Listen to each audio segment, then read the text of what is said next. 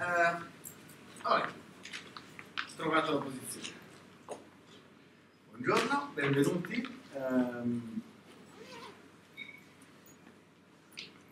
Sono estremamente felice di vedere questa partecipazione e soprattutto del fatto che, come è diventata una, diciamo, prerogativa dell'ordine, portiamo avanti delle idee che hanno funzionato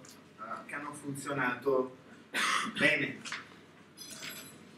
Abbiamo fatto questo tipo di seminari sul come organizzare, come fare, come progettare rispetto alla settimana dell'informazione psicologica che abbiamo fatti sempre con Azzurro Digitale, e la qualità della settimana dell'informazione psicologica di quest'anno è stata più alta. La soddisfazione da parte dei colleghi che hanno partecipato e anche delle persone che poi sono andate agli eventi è stata più alta.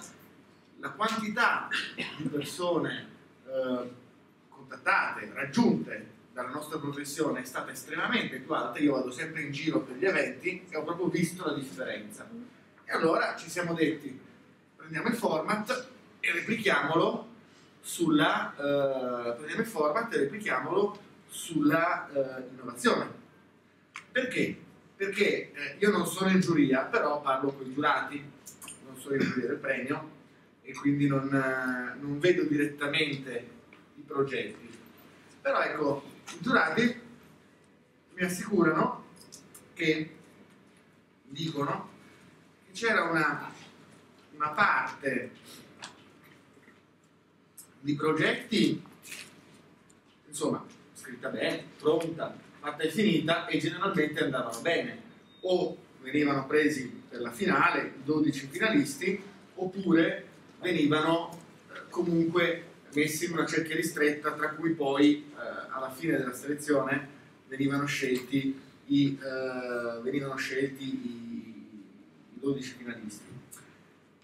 Negli altri progetti c'erano due tipi di problemi. Alcuni erano scritti non in maniera chiara.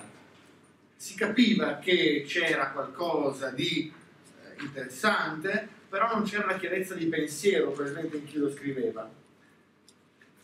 Alcuni altri potevano avere in nuce una qualche idea interessante, ma si vedeva che non era molto chiaro il concetto di cosa fosse l'innovazione, di dove potesse esserci l'innovazione rispetto a quello che già esiste.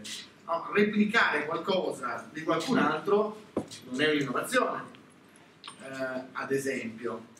Per cui ci siamo detti, facciamo una giornata proprio tecnica che non è mirata esclusivamente allo scrivere i progetti. Ora, adesso mi auguro che ci sia un'ampia partecipazione al premio innovazione, ma conoscere e capire l'innovazione non è finalizzato a scrivere un progetto per l'ordine, viva Dio, sarebbe un obiettivo estremamente riduttivo. È finalizzato a capire cosa, come, dove si può innovare, anche perché la nostra professione dovrà essere innovata, rinnovata nei prossimi anni. Io lo dico sempre, l'ho anche scritto di recente, stiamo vivendo un momento di cambiamento che non si vedeva dall'89. Adesso aspettiamo di finire il cambiamento fino al 4 di marzo, che come tutti sappiamo il 4 di marzo c'è Milan-Inter. No, per il semplice fatto che il governo sta lavorando ancora sugli attuativi del DDL Lorenzin e l'attuale ministro si riserva di farli uscire prima del 4 di marzo, quindi il 4 di marzo le bocce saranno ferme, non perché ci interessi chi è il prossimo governo, certo ci interessa, ma ci interessa come a tutti i cittadini, però entro il 4 di marzo avremo i primi attuativi del Lorenzin fatti dalla Lorenzin, lì le bocce saranno ferme e avremo un periodo in cui si potrà innovare, rinnovare, e quindi avere una categoria professionale, una comunità che conosce l'innovazione per noi è assolutamente fondamentale. E in più ci sono i premi del premio innovazione che ci piacciono. Io ricordo sempre, come ho avuto occasione qua di dire più volte, ogni tanto mi sento un po' un disco rotto, ma sono 4 anni, anch'io vado a corto di argomenti. Il premio innovazione non è un modo più o meno carino per dare 12 premi, 12 borse di studio, eventualmente per farsi 12 amici. Non è questo il punto. Il punto è, primo, insegnare, crescere tutti insieme alla categoria a fare innovazione e costruire la consapevolezza condivisa che si può fare innovazione. La seconda è creare 12 esempi di successo. I 12 vincitori del premio innovazione credono di aver vinto dei corsi, uno di public speaking prima della finale, poi un corso su come tirar su una startup e anche una borsa di studio. Loro credono di aver vinto questo. In realtà è un po' una fregatura, perché si fanno carico di essere 12 esempi di quello che si può fare. Quindi c'è il premio, ma c'è una grossa responsabilità. Quei 12 vincitori devono essere a traino, devono essere da traino per tutta la categoria. Devono dimostrare che si può mettere la psicologia dove prima non c'era. Io non so se riusciremo in questa consigliatura, anche a livello di CNOP, a fare quello che abbiamo chiesto più volte, cioè un numero chiuso, possibilmente un ciclo unico universitario. Non so se riusciremo a fermare la crescita esponenziale degli psicologi, ma sicuramente non li diminuiremo, perché non è possibile, ci servirà un tempo fisiologico. Comunque sia, anche immaginando che non cresciamo, siamo 105.000. Dobbiamo trovare spazi per mettere la psicologia da altre parti, in luoghi nuovi, e questo si fa tramite l'innovazione. Noi stiamo effettivamente cercando di costruire lavoro. Abbiamo preso un premio della Comunità Europea per il premio innovazione come sviluppo dell'imprenditoria e del lavoro giovanile, e di questo sono estremamente orgoglioso. Il terzo obiettivo, quindi, creare convinzione nella categoria che si può fare innovazione, creare 12 esempi di successo che siano un po' dei fari per la categoria. La terza è mostrare alla popolazione, agli stakeholder, a chi può investire sulla psicologia, che il nostro è un ambito dove ci può essere innovazione e dove ci può essere uno slancio scientifico che non tanti pensano. Molti pensano che siamo fermi a Freud, a fine 800, a qualcosa di... ma che non si conosce. Quindi faremo anche comunicazione, diffusione. E quest'anno stiamo lavorando per inserire il premio innovazione all'interno di un progetto più ampio sull'innovazione, che coinvolgerà l'intera città di Padova, e quindi anche qua stiamo lavorando per rendere l'innovazione nella nostra professione, come in tutte quelle cose che facciamo, più accessibile alle persone, più visibile, e stiamo cercando di comunicare. Questo è il razionale. Io direi che è il caso di non prendere più tempo, sono qui a darti una mano, rantolo a sinistra e rimango qui per qualsiasi domanda, per qualsiasi aiuto posso dare nel situare gli elementi dell'innovazione più sull'ambito della psicologia, ma lascerei la parola a Jacopo Pertile, che si occupa di queste cose di mestiere, quindi è il caso che cominci a parlare direttamente, concretamente di innovazione e anche di come si scrivono i progetti per il okay? Grazie mille Presidente. Allora, buongiorno a tutti. Come diceva il Presidente, io sono Jacopo Pertile, uno dei founder di Azione Digitale, una società che si occupa di digital transformation per le aziende. Quindi, premessa, io non sono uno psicologo, quindi perdonatemi se userò inappropriatamente alcuni termini o se faremo un po' fatica con linguaggi diversi, ma superiamo tutto.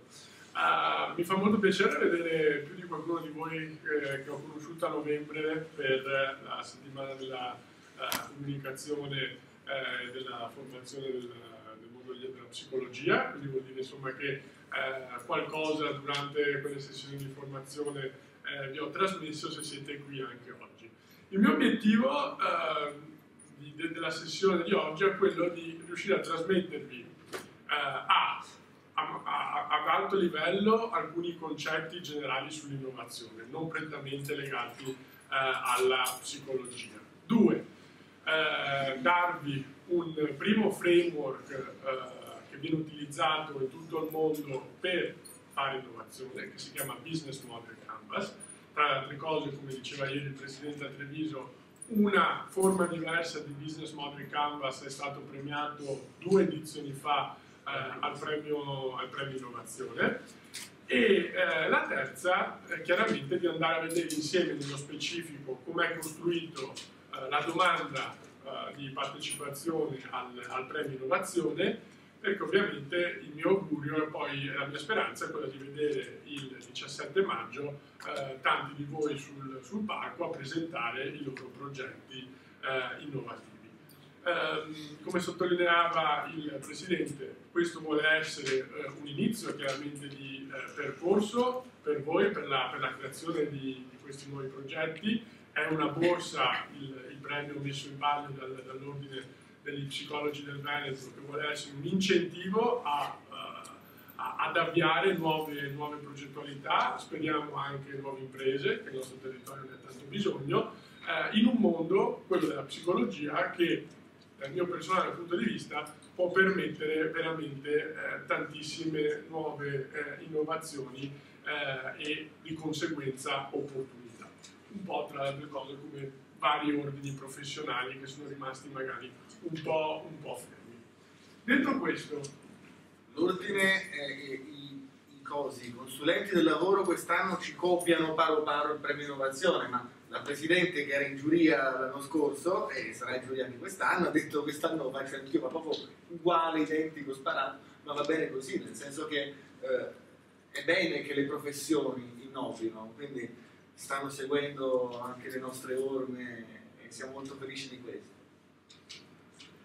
Ultima nota, ultimo cappello, vuole essere ovviamente una chiacchierata, nel senso che non voglio che sia semplicemente una lezione frontale, ma preferirei che fosse un confronto per cercare di esaudire e soddisfare il maggior numero di domande, curiosità o richieste, quindi intervenite in qualsiasi momento della mattinata che passeremo assieme senza alcun problema. Detto questo, qua ci sono ovviamente i miei riferimenti, poi darò le slide alla segreteria in modo tale che nel caso abbiate bisogno di qualsiasi curiosità aggiuntiva mi potete scrivere e sono ben disponibile di supportarvi. Vorrei iniziare dandovi alcune piccole pillole di quello che sta succedendo a livello un po' internazionale sul tema dell'innovazione. Ce ne sono vari ovviamente di macro trend che stiamo vivendo e che subiremo nel corso dei prossimi anni. Io ne ho evidenziati e ne ho sottolineati 4 che, come vedete, tutti hanno la parola people belle evidenziate in grassetto. Il primo è il concetto di digital future e riprende tutto il tema, probabilmente qualcuno di voi lo sta studiando e lo sta portando avanti insieme magari a pazienti o a imprese con cui collaborate, che è quello della human driven technology, e quindi di come tutte queste tecnologie che stiamo vivendo, che stiamo iniziando a conoscere, saranno sempre di più una costante e una presenza fissa nella nostra vita.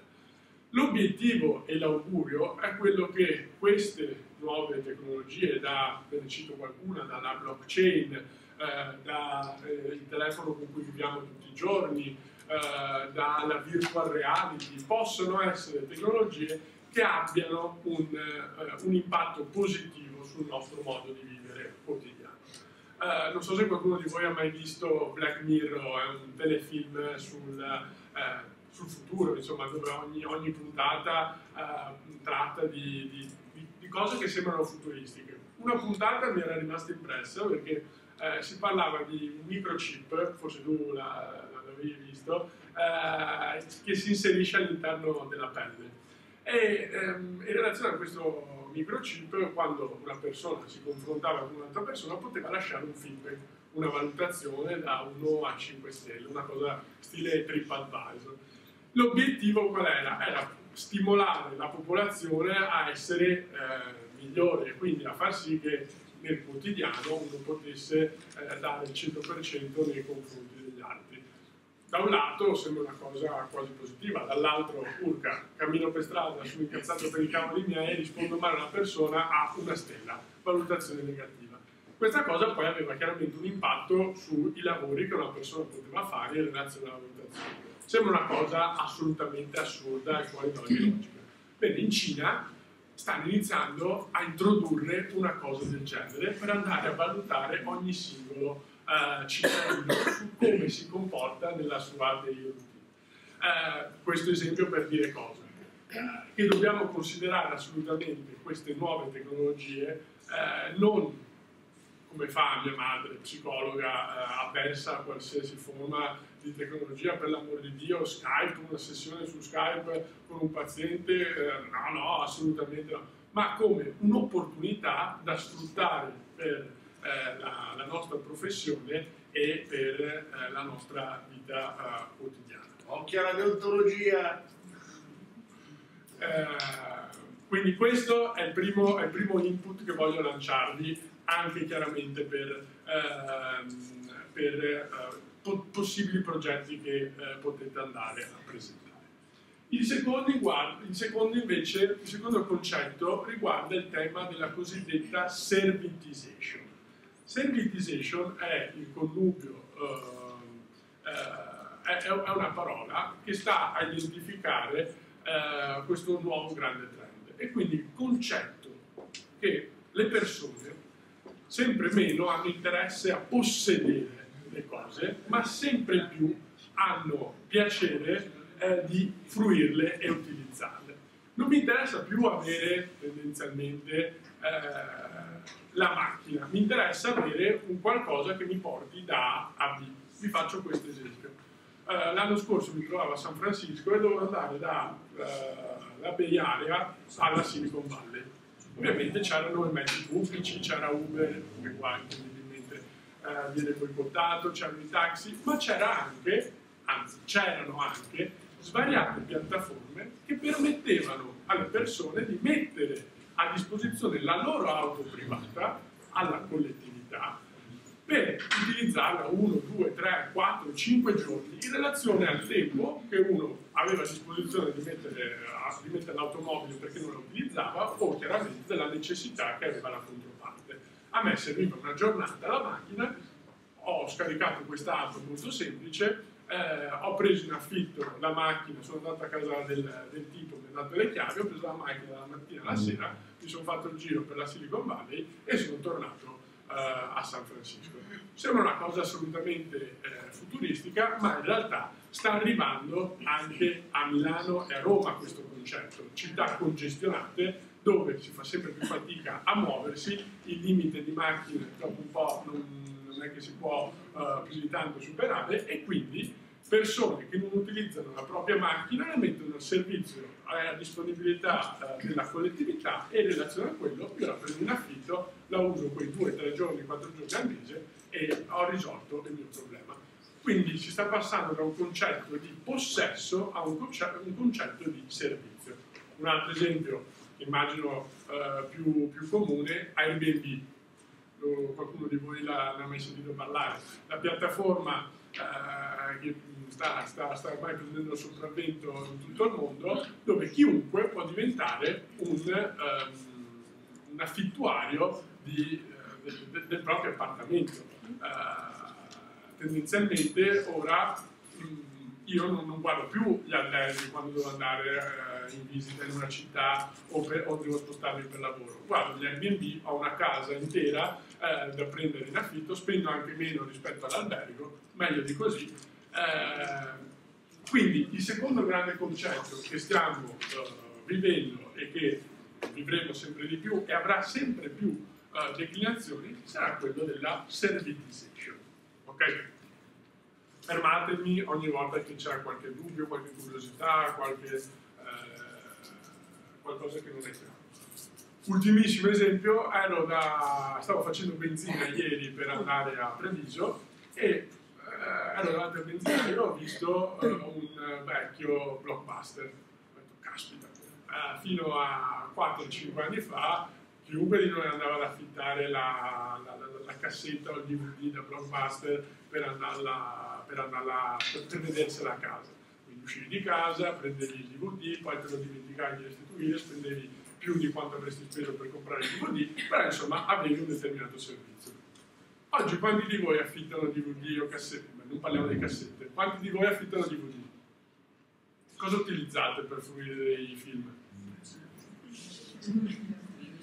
Streaming, che è illegale, quindi lo diciamo sottovoce, Netflix, esattamente. Netflix o piattaforme simili a Netflix, dove voi andate a spendere un abbonamento mensile, 9,99 € e potete vedere tutti i film, tutte le serie TV che volete in alta definizione dal vostro smartphone, dal vostro PC, da qualunque device voi vogliate, e in modo illimitato. Quindi anche questo è un altro esempio ancora più innovativo di piattaforma e di concetto di servitization. Il terzo aspetto riguarda tutto il grande filone della cosiddetta circular economy. Oggi più che mai non possiamo più permetterci che tutto quello che produciamo venga poi accantonato da qualche parte dopo 1 o 2 anni. Voi pensate alla vita di un iPhone, adesso c'è stata la grande polemica con le batterie dei vecchi iPhone nel momento in cui viene rilasciato un nuovo aggiornamento, succhia molta più batteria e la vostra batteria dopo qualche ora di utilizzo è da buttare. Voi pensate che la vita di un iPhone è pensata per non essere più lunga di 2 anni, 2 anni e mezzo. Ora, pensate a quanti vengono venduti di questi cellulari qua e voi cosa fate? Ogni 2 anni buttiamo via un cellulare al di là del costo, ma pensate a tutti i componenti che ci sono qua dentro e la difficoltà con cui questi poi possono essere riciclati. Quindi sta nascendo negli Stati Uniti, è già un modello per molte aziende, il concetto del riutilizzo di parti, o meglio, tendenzialmente di tutte le componenti dei prodotti per dar vita a nuovi prodotti o addirittura a nuove aziende o a nuove realtà. Noi stiamo facendo un progetto con Baxi, quindi una società che fa caldaie, e una delle varie idee che era venuta fuori era quella di riutilizzare alla fine del ciclo di vita della caldaia, che ovviamente è molto, molto più lungo rispetto a quello di un cellulare, tutti i componenti per nuovi prodotti o addirittura come componenti per altre aziende di elettrodomestici. Okay? Quindi il concetto vuole essere proprio quello che produco qualcosa, finisce il suo ciclo di vita di quel dato prodotto, lo prendo, lo spacchetto e lo riutilizzo per nuovi prodotti che hanno nuova vita. Capite bene che il beneficio per tutti noi, ovvio, non avremo tendenzialmente più scarti, non avremo più prodotti da smaltire e tutto quello che creiamo e utilizziamo può essere ricreato e riutilizzato. Adesso c'era una ricerca di Accenture che stimava questo nuovo potenziale mercato in ovviamente svariati miliardi di valori. Quindi questo è un altro grande tema sul quale si sta lavorando e addirittura a Davos ne avevano discusso. L'ultimo aspetto, l'ultimo di quelli che vi ho evidenziato, è il concetto di mass customization. Cosa significa? Significa che oggi più che mai non ci accontentiamo più di comprare quella data borsa, quella data scarpa, quel dato prodotto. Vogliamo qualcosa che ci rappresenti, rispecchi la nostra personalità e possibilmente possa essere personalizzato. Vi faccio l'esempio che ho messo nella foto, probabilmente lo conoscete più o meno tutti, sono le O-Bag. Non so se qualcuno le ha sentite. Sono delle borse semplicissime in plastica, quindi prodotto con un costo bassissimo di produzione, ma la genialata dell'imprenditore qual è stata? È quella di permettere alle persone, nel momento in cui vanno nello store, e attenzione, quindi vivono un'esperienza, di personalizzarsi la loro borsa come meglio credono e come più gli piace. Addirittura in determinate versioni puoi inserirci dei diamanti nella OBEG. Quindi avere la stessa borsa, che se fossimo in 50 clienti di OBEG sarebbero tutte 50 differenti, ma in realtà il principio di base è lo stesso. La borsa in plastica che ha il fiorellino piuttosto che il manico diverso. Qual è il prodotto che rappresenta in pieno questo concetto che abbiamo tutti noi nella nostra tasca? Il cellulare. Immaginiamo di avere tutti l'iPhone, se noi lo tiriamo fuori apparentemente l'iPhone è uguale per tutti. Tutti noi abbiamo un iPhone. Se poi andiamo a vederci dentro quali sono le applicazioni che ognuno di noi ha scaricato, 100% non ce ne sarà uno uguale all'altro. Quando è stato sviluppato nel 2007-2008 i primi iPhone, probabilmente non si pensava, l'Apple non pensava di creare una nuova economia legata al mondo delle app. Poi non ho idea di quanto possa valere il mercato che è stato creato in 10 anni attorno al mondo delle applicazioni. Questo per dirvi quindi di tutti gli input e tutti aspetti che vi do sul pensare nuovi prodotti, nuovi servizi per i vostri clienti, per i vostri pazienti o in generale per le realtà con cui collaborate che possono avere queste caratteristiche. Questi 4 aspetti in Giappone la stanno portando avanti più di ogni altro in Giappone, stanno andando a creare quella che viene definita la società 5.0. Qui non si parla di fabbrica 4.0, non si parla di azienda, non si parla di PMI, ma si parla di società 5.0. Quindi questi 4 aspetti, poi come dicevo ce ne possono essere tanti altri, stanno andando a definire un nuovo modo di vivere che ha per ovvi motivi al centro la tecnologia. Vi faccio un ultimo esempio, magari non vicinissimo a voi ma più attinente. 2 anni fa al TED Global uno speaker italiano ha dato la sua visione su quella che sarà la medicina nei prossimi anni. Lui dice: con le nuove tecnologie noi abbiamo la possibilità di sapere a bassissimo costo e quasi in real time il DNA di ognuno di noi. Quindi non esisterà più il Moment per il mal di testa o l'Actifed per il raffreddore, ma esisterà la medicina per Jacopo che in relazione al DNA di Jacopo andrà a curare quel dato malessere per Jacopo. Quindi un concetto, tra virgolette, di mass customization legato però alla medicina. Quindi è una medicina fatta sulla persona, fatta sulle caratteristiche fisiche personali di questa, che va a soddisfare un dato malessere di quella persona. Ci sembrano cose ancora futuristiche,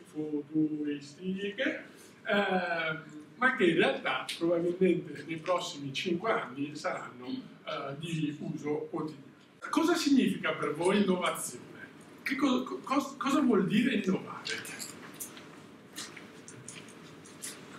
Non facciamo i timidi.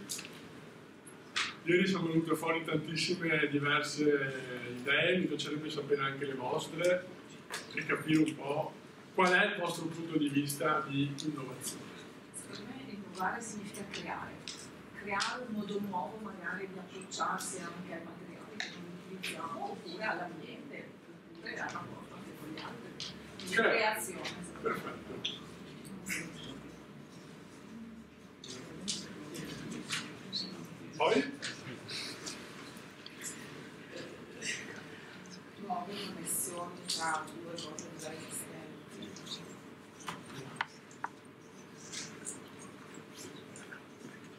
Le separo se dici.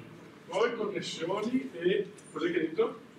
Nuove connessioni dicevo tra due entità che vengono viste di solito separatamente ma che possono essere messe insieme.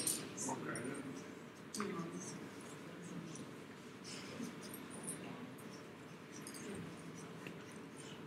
Perfetto, poi scusate le Tutto spalle. ciò che di nuovo viene immesso, perché c'è l'in, no? In novo, innovazione, tutto ciò che è nuovo che viene immesso, quindi è creato, è connesso, però non rimane lì, ma viene immesso dentro il sistema, la rete, le persone, il mondo, la comunicazione. Ok, poi? Fare qualcosa di nuovo che non sia troppo nuovo perché sennò non viene accettato. Qualcosa di nuovo che non sia troppo... Sì, devono essere messi. Saggia si fa.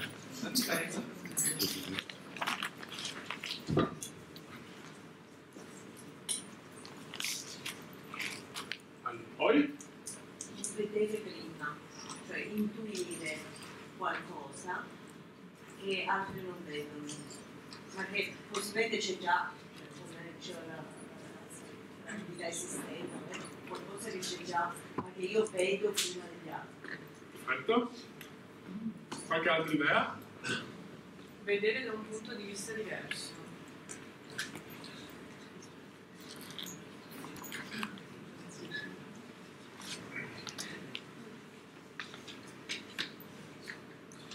Allora. Trasformare.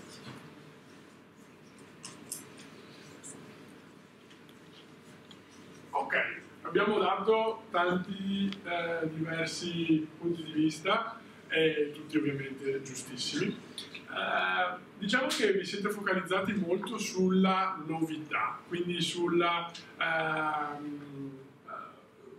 visione su qualcosa che forse è più lontano rispetto al presente. Diciamo che in letteratura ci sono varie sfaccettature e voi avete pescato i due estremi. Quella che viene definita innovazione radicale o disruptive innovation, quindi un qualcosa di completamente nuovo che va a rompere col passato.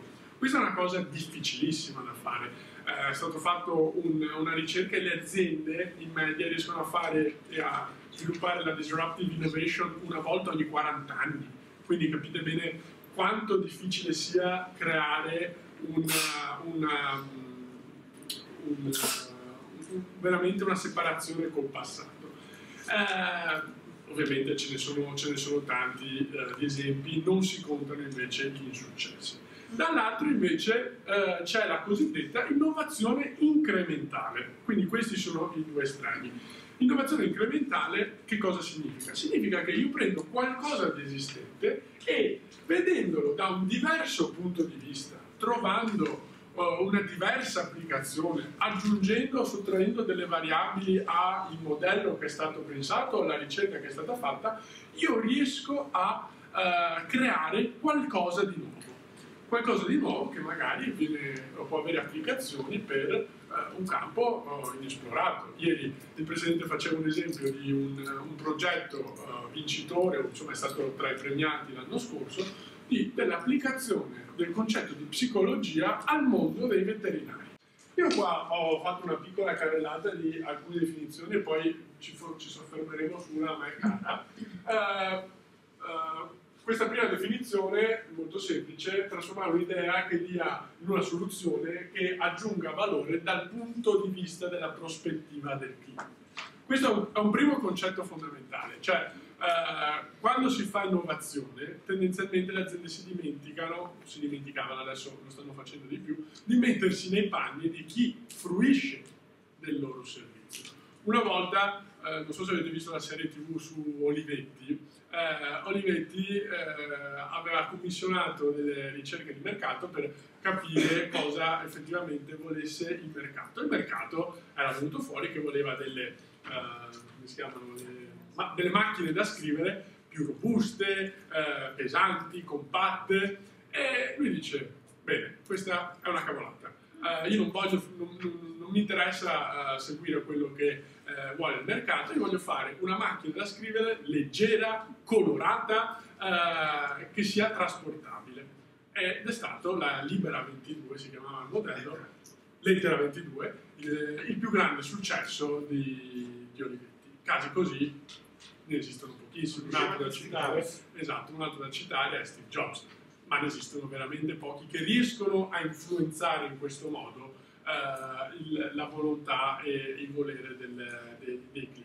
Tendenzialmente quello che bisogna fare è mettersi dal punto di vista del cliente, cercare di capire cosa questo vuole o come si può migliorare l'esperienza che questo vive e aggiungergli valore. Vi faccio un altro esempio molto più terra a terra che magari può essere utile anche per voi, per chi fa la professione privatamente. Questa società di consulenza che utilizza come approccio di lavoro il design thinking si chiama IDEO, è americana, è una delle più grandi al mondo. Gli è stato commissionato un lavoro da un grande studio, da un grande ospedale. Praticamente cosa succedeva? Che quando i bambini entravano e dovevano fare delle TAC, quindi dovevano entrare in questo tubo scuro, ovviamente piccolo, quindi ti metteva ansia, piangevano, avevano appunto ansia, i genitori facevano fatica a fargli fare la TAC e via dicendo. Guardando e osservando le reazioni dei piccolini prima di entrare in questo tubo, questa società che cosa ha fatto? Ha ricreato completamente un'esperienza magica e fantastica nella stanza dove c'era l'attacco e facendo vivere un'esperienza completamente nuova al bambino e facendo sì che nel momento in cui entrava in questo tubo, in questo TAC, in realtà stava partendo per un viaggio immaginario da qualche parte. Ovviamente il cambiamento delle reazioni dei bambini, la gioia e la soddisfazione dei genitori nel far vivere un'esperienza così negativa e farla percepire in realtà come qualcosa di così bello e divertente è stato uno dei grandissimi casi di successo e in America ovviamente è stato adottato più da qualche parte. Non so se anche in Italia questa piccola e facilissima intuizione sia stata applicata. Magari può essere utile se avete pazienti giovani o bambini, vi do qualche spunto da questo punto di vista. Quindi questo semplicemente mettendosi e aggiungendo valore dalla parte del cliente. Un'altra idea, ovviamente è già stato detto da qualcuno di voi, per innovazione si intendono idee nuove e chiaramente che siano utili. Ma la definizione che più di tutti mi piace e che a parte la prima riga sposo in pieno è questa. L'innovazione è, qua dicono, una grande idea. Io da questo punto di vista non sono del tutto d'accordo, nel senso che, come vi dicevo, c'è l'innovazione incrementale o l'innovazione radicale. E quest'estate alla cena con Lauro Boro, il fondatore di un'azienda che oggi è quotata in borsa e vale più di 300 milioni, e ci diceva, questa società fa domotica per la casa, quindi fa i telecomandini per aprire i cancelli, fa le tapparelle elettriche. Quindi dice, io non ho avuto nessuna grande idea particolare. La mia intuizione è stata quella di metterci del bello, quindi del design, in oggetti che tutto sommato di bello non avevano nulla. Io non ho avuto una grande idea, ho semplicemente avuto un'intuizione. E quindi lui ha un modello che io seguo tantissimo, perché in 20 anni è riuscito a creare un'azienda da niente a un'azienda da 300 milioni e rotti di fatturato, e lui appunto mi ha trasmesso esattamente questo concetto. Quindi questa definizione la sposo in pieno, a parte la prima linea, per cui non credo che ci voglia una grande idea per innovare, ma credo che basti un'idea. Il secondo punto su cui voglio focalizzare la vostra attenzione è l'executed brilliantly, quindi come l'idea debba essere messa a terra brillantemente. Quindi tutta la parte che viene definita in gergo di operation è in realtà la parte fondamentale per far sì che un progetto, un'idea, non muoia il 17 maggio, ma anzi il 17 maggio sia l'inizio per un percorso. E qua ci ricolleghiamo al tema di squadra. Poi vedremo nel bando che questo è un punto importante e che può aggiungere anche valore alla valutazione da parte dei giurati, ma è importante riuscire a creare il team giusto che vi permetta di andare avanti come treni nello sviluppo della vostra idea e non si fermi semplicemente a dire sì a una bella idea. Tutti voi ogni giorno immagino abbiate un sacco di idee e la difficoltà è quella di prendersi del tempo, creare una squadra, metterla a terra e farla lavorare. Il terzo aspetto, lo diceva prima il Presidente in un certo senso, riguarda tutto il grande tema della comunicazione. Oggi, più che mai, tutti parlano di storytelling. Se voi non siete in grado di raccontare e di comunicare progetto, professione, iniziativa, qualsiasi cosa che voi facciate, è come se non l'abbiate fatta. L'arte dello storytelling, l'arte di creare una storia dietro un concetto è un aspetto fondamentale. Voi vi ricordate, ieri Nicolò Rocco, che immagino molti di voi conoscono, faceva un esempio bellissimo, azzeccatissimo. Voi vi ricordate le leggi di Newton? Se vi chiedessi di ripeterle. Io mi credo. G uguale massa del pianeta grande per massa del pianeta piccola per la costante gravitazionale per la distanza al quadrato. A te ti si rade dall'ordine. Grazie, delle cose fisici. 1 su 50. Quello che però ci dico... Fosse una mela che cade con vita. La legge della lezione doveva essere... Esattamente, quello che ci ricordiamo tutti, o che insomma io personalmente ricordavo, era la mela che cadeva a terra, dritta, non tanto la formula. Noi persone normali. Noi persone esatte, Noi psicologi. Dopo appunto qualcuno si ricorda alla formula, fantastico, e va bene. Però il concetto e la bellezza di rendere semplice una formula che non saprei adesso ripetere dopo che ce l'ha. È proprio questo, quindi la capacità di comunicare e raccontare la vostra idea, il vostro progetto in un linguaggio potabile. Sottolineo, l'ha detto prima il Presidente, ma i 12 progetti vincitori avranno un percorso di supporto sia di public speaking che di supporto alle presentazioni. Questo perché? Perché il 17 maggio voi dovrete presentare la vostra idea in A, 4 minuti, B, a un pubblico che non sarà specialistico. Non ci saranno solo psicologi in sala, la giuria non sarà composta da solo psicologi. Questo ovviamente è un ulteriore elemento di difficoltà e complessità. D'altro canto permette a voi di comunicare e avere il maggior bacino di utenza possibile la vostra idea e il vostro progetto. È chiaro che se lo raccontate solo ai vostri colleghi psicologi rimane dentro una determinata sfera. Se invece lo raccontate a tutta la città di Padova all'interno di quella che è la settimana dell'innovazione, cambia completamente la prospettiva e ovviamente il modo in cui voi dovrete andarla a raccontare. There are 9.9 million new cases of Alzheimer each year. When Alzheimer hits you, nobody can help you remember your life. Nobody but you.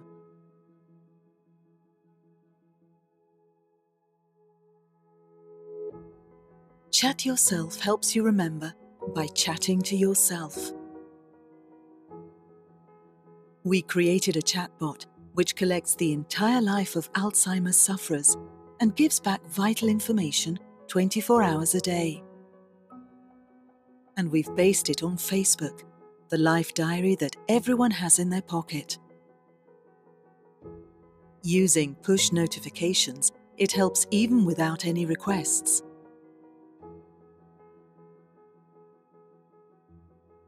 Together with specialized psychologists, we trained it to answer every need, in real time and everywhere, giving sufferers the possibility to conquer fear of leaving the house. Ask without being ashamed.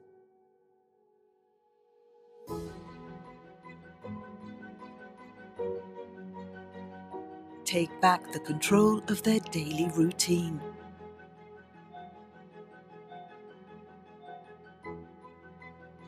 Chat Yourself restores independence to all sufferers and their families, especially during the initial stage of the disease. It can't stop Alzheimer, but it's a new way to live with it. Massimizza la qualità della vita. Per il momento sembrerebbe il massimo che c'è in questa patologia.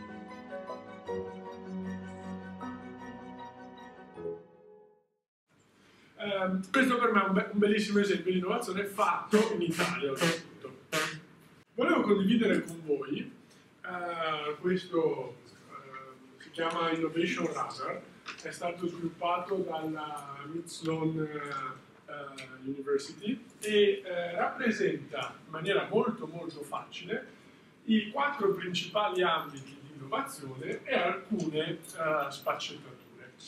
Li rivedremo poi sia nel Business Model Canvas che verranno richiesti nel bando che andremo a vedere nella seconda parte della mattinata.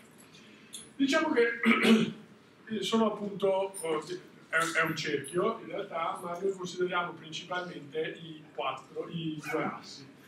Partiamo dall'alto. Spoiler, questa è la cosa più importante cioè con questo coso qua avete tutto quello che serve per inventarvi qualcosa per il bando. Questa è la parte più importante, perché è esattamente il concetto di innovazione.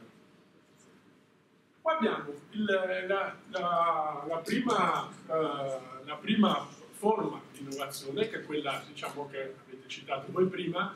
La novità riguarda nuovi prodotti o servizi, o addirittura mettendoli insieme, come vedevamo prima, nel concetto di servitization. E quindi questo è il che cosa? L'offerta che voi andate a proporre al mercato. Okay. Esempio, io faccio qualche esempi random. Prima dell'avvento dei computer non esisteva il cyberbullismo, uno sportello online per il cyberbullismo, secondo spoiler, non è un'idea innovativa, ma un primo sportello online contro il cyberbullismo era sicuramente un prodotto, tra virgolette, servizio innovativo. Ok? Lì c'è l'innovazione di prodotto. Hai un problema nuovo e dai una risposta. Quindi è il cosa. O da non confondersi col come. È ovvio che noi in psicologia siamo più facilitati sul come, perché comunque sia l'uomo tende a essere quello lì da quella volta che si è evoluto dalla scimmia. Quindi è un po' complicato avere delle grandissime novità sul cosa, però qualche volta siamo anche fortunati. Quindi, primo punto fondamentale e macro area di innovazione. Il secondo macro aspetto riguarda il cliente e quindi la seconda tipologia di innovazione può essere applicata a a ripensare nuove opportunità legate ai propri clienti / pazienti. L'esempio del cyberbullismo, bellissimo, fino a 10 anni fa non esisteva. Adesso ci sono fior di psicologi che lavorano e supportano le scuole, le famiglie dal punto di vista su questo problema. Quindi andare a trovare nuove nicchie e sviluppare nuovi clienti. Il terzo punto riguarda i processi. Io vi faccio esempi un po' più vicini a me in merito ai processi. Quando si parla di processi si intende andare a ripensare come vengono fatte determinate cose o svolti determinati compiti. Il Presidente prima faceva l'esempio di Ford, perfetto, io ve ne faccio magari un paio più attuali, non so se ne avete mai sentito parlare, c'è stata la grande moda negli anni, giusta moda, giusta esigenza nell'ambito manifatturiero del concetto di Lean. Quindi andare a migliorare continuamente i processi all'interno delle fabbriche e poi ha avuto un'applicazione in realtà un po' ovunque. Adesso invece si parla di fabbrica 4.0, nuova rivoluzione che sta cambiando completamente i processi all'interno delle fabbriche e ce ne possono essere tanti altri. L'ultima macro area e macro spunto è è quello che riguarda il mercato. Vi faccio questo esempio banalissimo. Fino a qualche anno fa il Prosecco era considerato lo champagne dei poveri. Lo bevevamo noi, lo bevevamo in Veneto e sì, era diffuso in Italia, però non era percepito come qualcosa di valore. Da qualche anno cosa è successo? Le nostre cantine si sono messe assieme, hanno creato dei consorzi, si sono rafforzati dal punto di vista finanziario e hanno portato il brand fuori dalla zona locale. E addirittura adesso basta andare semplicemente a Milano. Io ho studiato e lavorato là e cosa succedeva? Che quando volevo organizzare un aperitivo a casa io dicevo vabbè, vado a comprare una bottiglia di Prosecco e una bottiglia di Aperol e facciamo uno spritz Veneto. Una bottiglia del peggior Prosecco a Milano ti costa 10 euro al supermercato. Perché? Ha cambiato completamente l'approccio dei produttori di Prosecco, hanno investito sul brand, hanno aperto nuovi mercati e adesso la Cina è impazzita per il Prosecco e in varie aree del mondo viene addirittura equiparato allo champagne. Con il Presidente abbiamo elencato una serie di tipologie di innovazione che possono essere magari più vicine al vostro mondo. Quindi quello che dicevamo prima, cioè modificare un elemento o un aspetto già esistente, di un progetto già esistente. Quindi riflettete su questo primo punto, se può avere più o meno senso andare, come nel terzo punto, aggiungere una variabile che non era già stata studiata o testata. Aggiungere una variabile? Anche perché, come vedrete nella parte seconda, quella dei bandi, esiste o sono cose completamente nuove oppure sono evoluzioni nuove di progetti esistenti. E come lo evolve un progetto esistente? Aggiungo una variabile, aggiungo un tassello, aggiungo un elemento. La scienza mediamente, insomma, qui la metodologia della ricerca psicosociale spesso si basa sull'aggiungere una variabile a come si fa un questionario. Io prendo, se ho un campione, faccio il mio bel questionario e poi magari ci aggiungo una scala per vedere se funziona. A quel punto so che ho una scala che correla con le altre. Non è che abbia inventato ogni volta la polvere da sparo o la ruota. Nella mia tesi di specialistica, con il professore abbiamo fatto una ricerca su come riuscire a trasformare il modello degli incubatori italiani in un modello profittevole. Quello che è venuto fuori è stato che modificando due variabili sul modello esistente si riusciva, teoricamente, poi nella pratica chi lo sa, a aumentare la profittabilità di questi spazi. E con degli allievi di una scuola di psicoterapia stavamo dando un'occhiata a dei modelli interessanti, tra cui quello degli incubatori. Poi abbiamo parlato con il presidente del Vega, ci siamo resi conto che durante l'incubazione delle aziende non esisteva supporto psicologico per chi sta incubando un'azienda. Ora, incubare un'azienda è abbastanza stressante come concetto, anche perché un sacco di gente si ritrova a diventare imprenditore quando non era mai stato. Non sono tutti super giovani, appena usciti dall'MIT, che si lanciano verso l'impresa. Certa gente ha fatto un lavoro, poi a 30, 35, 40, alcuni anche in tarda età, decidono di tirare su la loro piccola azienda, vanno in un incubatore, aprono e lì sono lasciati a se stessi da un punto di vista psicologico, ma sono molto seguiti da un punto di vista tecnico. La parte di drop out dei nuovi imprenditori è molto spesso legata a stress, depressione, difficoltà, mancanza di motivazione, perdita di motivazione, insomma motivazioni prettamente psicologiche. A volte l'idea non funziona, a volte ci sono sconvolgimenti nel mercato, ma una buona parte delle volte è totalmente psicologica. Adesso stiamo vedendo a livello sperimentale una componente di supporto innovativo e di supporto psicologico nell'ambito dell'innovazione, nell'ambito degli incubatori. Ovviamente questo progetto non è stato presentato perché ci sono di mezzo io. Ora, è vero che sbianchetto personalmente tutti i progetti, il mio ruolo è lo sbianchettatore, però se poi magari vincessi forse mi sentirei un po' imbarazzato ad andare sul palco a raccontare una roba anche mia.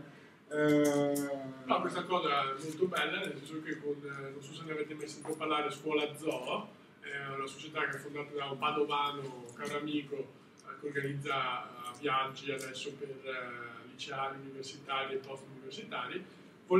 ci piaceva incontrare qualcuno per andare a raccontare una decina di storie di imprenditori e raccontare la solitudine dell'imprenditore.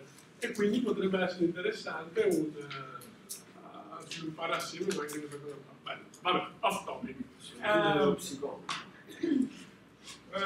Altro aspetto importante è trasformare una teoria in qualcosa di pratico. Di teorie, come vi dicevo prima, ne è pieno il mondo, in realtà poi metterla a terra e calarla a terra è molto difficile, quindi magari prendere un qualcosa che è stato scritto, è stato scritto su carta ma non è stato mai applicato, potrebbe essere un'altra innovazione. Tradotto per gli psicologi, andate a leggere i giornali più avanzati di psicologia sociale. Lì siamo nell'ambito più accademico possibile e immaginabile. Anche di neuro, però lì è difficilissimo avere gli strumenti. La psicologia sociale tende a diventare quantomeno psicologia del lavoro dopo una decina d'anni. La psicologia sociale, anche solo a Padova, fa molte cose sui gruppi minimali, cose teoriche, emozioni, intergruppo, eccetera, ma poi hanno anche un risvolto pratico. Esisterà un modo per utilizzarle in maniera concreta e pratica? Metà del mio lavoro personale è prendere teorie di psicologia sociale e mettere dentro le aziende.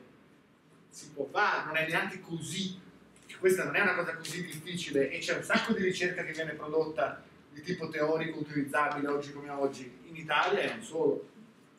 Questa era magari proprio calarla bene, qualche esempio pratico.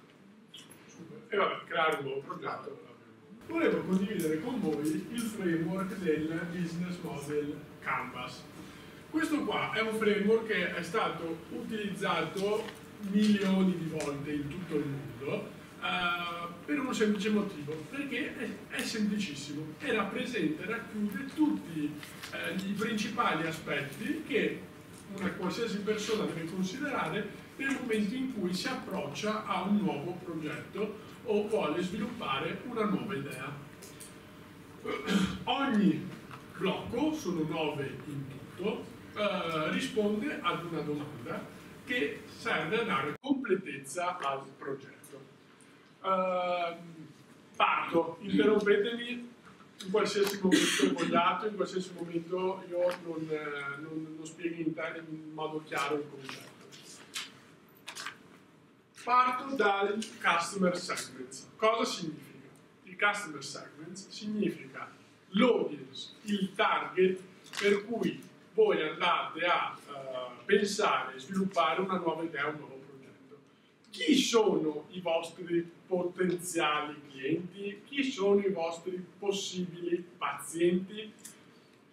Questa domanda è fondamentale e riuscire a dare una risposta chiara e strutturata a questo primo concetto risulta fondamentale. Altrimenti rischiate di avere tantissime belle idee che però poi non utilizza nessuno. A supporto di questo concetto e quindi nel capire chi è il nostro segmento o il nostro target di riferimento, sono state create le cosiddette, probabilmente qualcuno di voi lo sa già, le cosiddette personas, cioè delle schede tecniche. Dopo nelle slide ve ne leggerò un paio di esempi, ma ce ne sono tantissimi, che vi permettono di semplificare l'idea di un vostro possibile utente, dove vi viene chiesto di inserire nome, età, sesso, stile di vita, abitudini, reddito, dove abita, dove vive, se ha famiglia, se è single, se è adolescente e via dicendo. Questo è fondamentale e dopo vi verrà richiesto pure nel bando, perché per capire esattamente e immediatamente quale sarà l'audience di riferimento del vostro progetto e della vostra idea.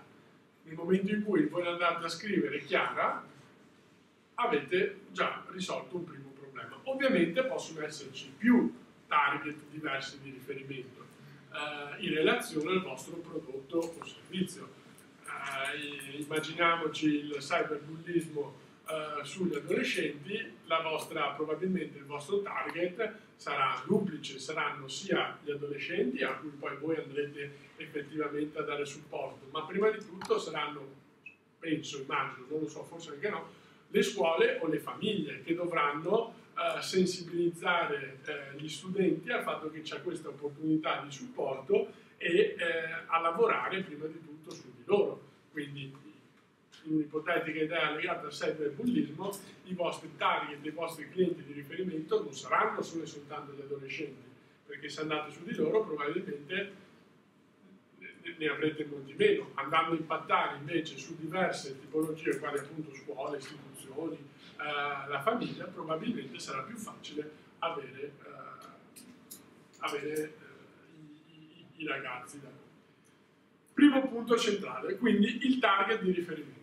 Seconda domanda e secondo blocco di importanza estrema è la cosiddetta value proposition, o detta anche proposta di valore, che risponde a questa domanda: perché diavolo io dovrei investire il mio tempo, soldi, energie nella vostra idea, nella vostra proposta? Qual è l'elemento che la caratterizza, la differenzia rispetto a tutte le altre? Questa domanda è fondamentale e dovete assolutamente riuscire a dare una risposta a questo quesito. Sulla value proposition è, tra l'altra cosa, la prima o la seconda domanda del bando, è l'elemento che vi permette immediatamente di catturare l'attenzione della giuria, cioè la vostra proposta, per cui la vostra idea è diversa da tutte le altre e risponde alla domanda sul perché io dovrei andare a investire del tempo, delle energie o dei soldi sul vostro idea progetto, che sia un'idea sociale, che sia un'idea di ricerca, qualsiasi cosa. Non importa. Domande da questo punto di vista? Un esempio di value proposition. Adesso stiamo su qualcosa magari più vicino a me, la value proposition dei prodotti Apple. Qual è? È perché hanno un sistema operativo performante migliore di un Lenovo, di un Intel? Certo che no. Perché voi comprate un prodotto Apple, che sia un iPhone, un iPad o un Mac?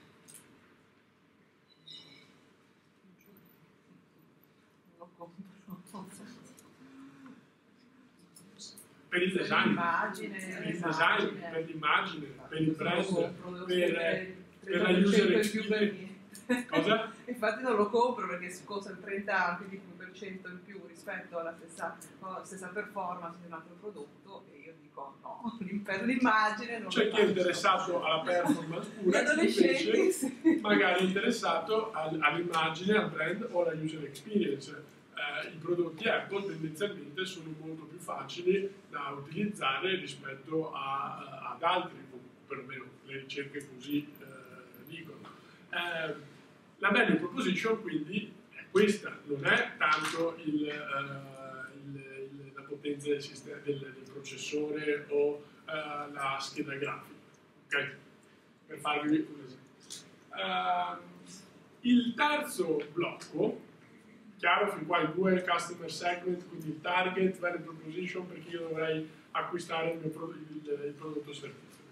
Terzo blocco riguarda la customer relationship, cioè come io mantengo il rapporto con il mio cliente, paziente e via dicendo.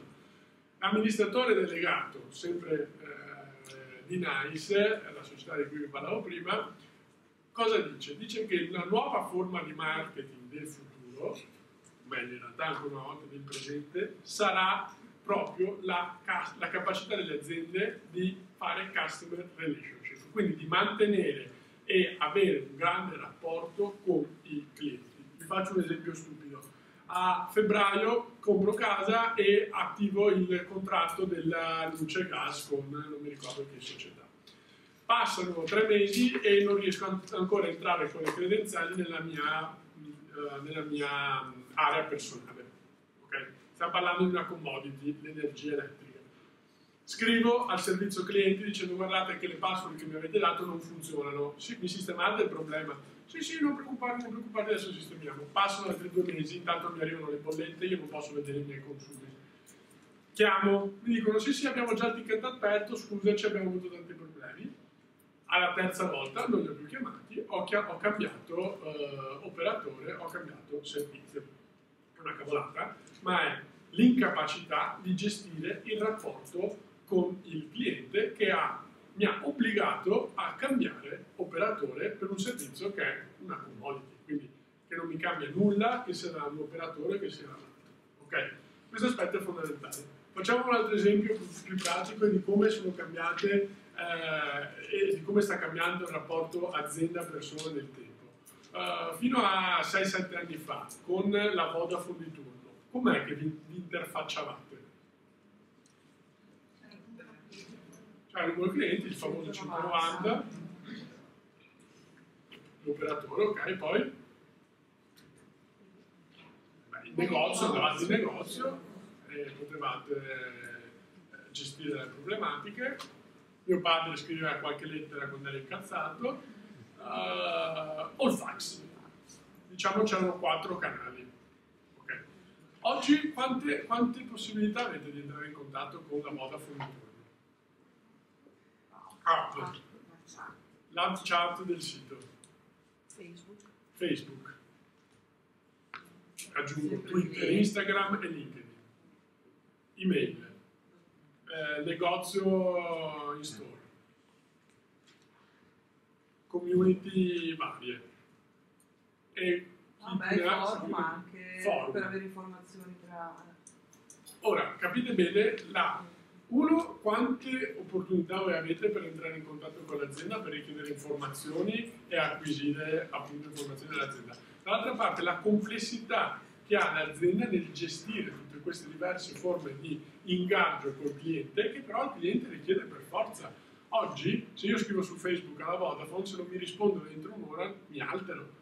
Se mi rispondono il giorno dopo, probabilmente cambio operatore, adesso estremizzo.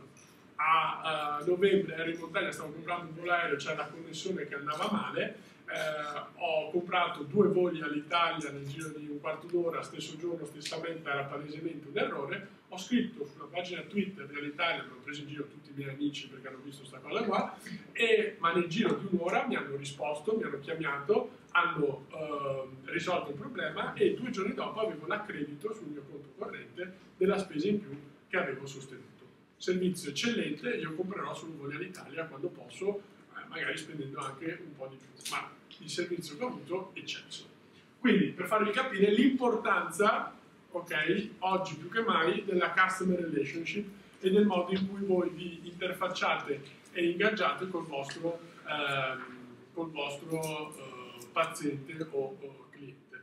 Vi faccio un altro esempio. A novembre, durante la sessione che abbiamo fatto appunto con alcuni vostri colleghi, vi raccontavo MailChimp, uno strumento semplicissimo che vi permette di mandare le newsletter e quindi avere un rapporto continuativo col vostro paziente senza dovergli scrivere o chiamarlo o mandargli voi email personali, ma utilizzando questa piattaforma voi avete la possibilità nel giro di un quarto d'ora, una volta che l'avete imparata è abbastanza facile e veloce, di andare a costruire una mail personalizzata per tutti i vostri pazienti.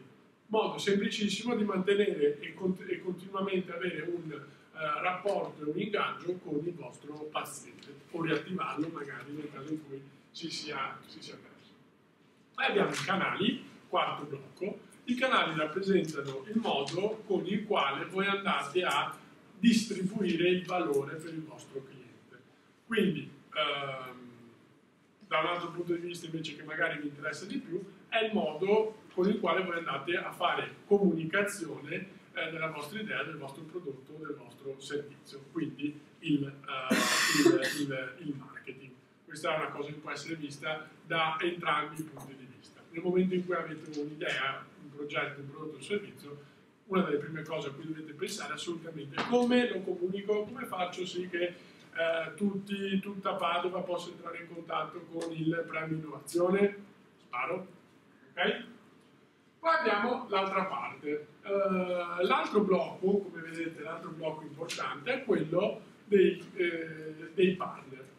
Come accennavamo prima e anche sul bando espresso chiaramente, c'è una domanda chiara su questo, il vostro progetto prevede partnership o prevede collaborazioni con altri psicologi, altri professionisti o magari altri enti che con la psicologia non c'entrano niente, come incubatori, coworking, università, imprese e via dicendo.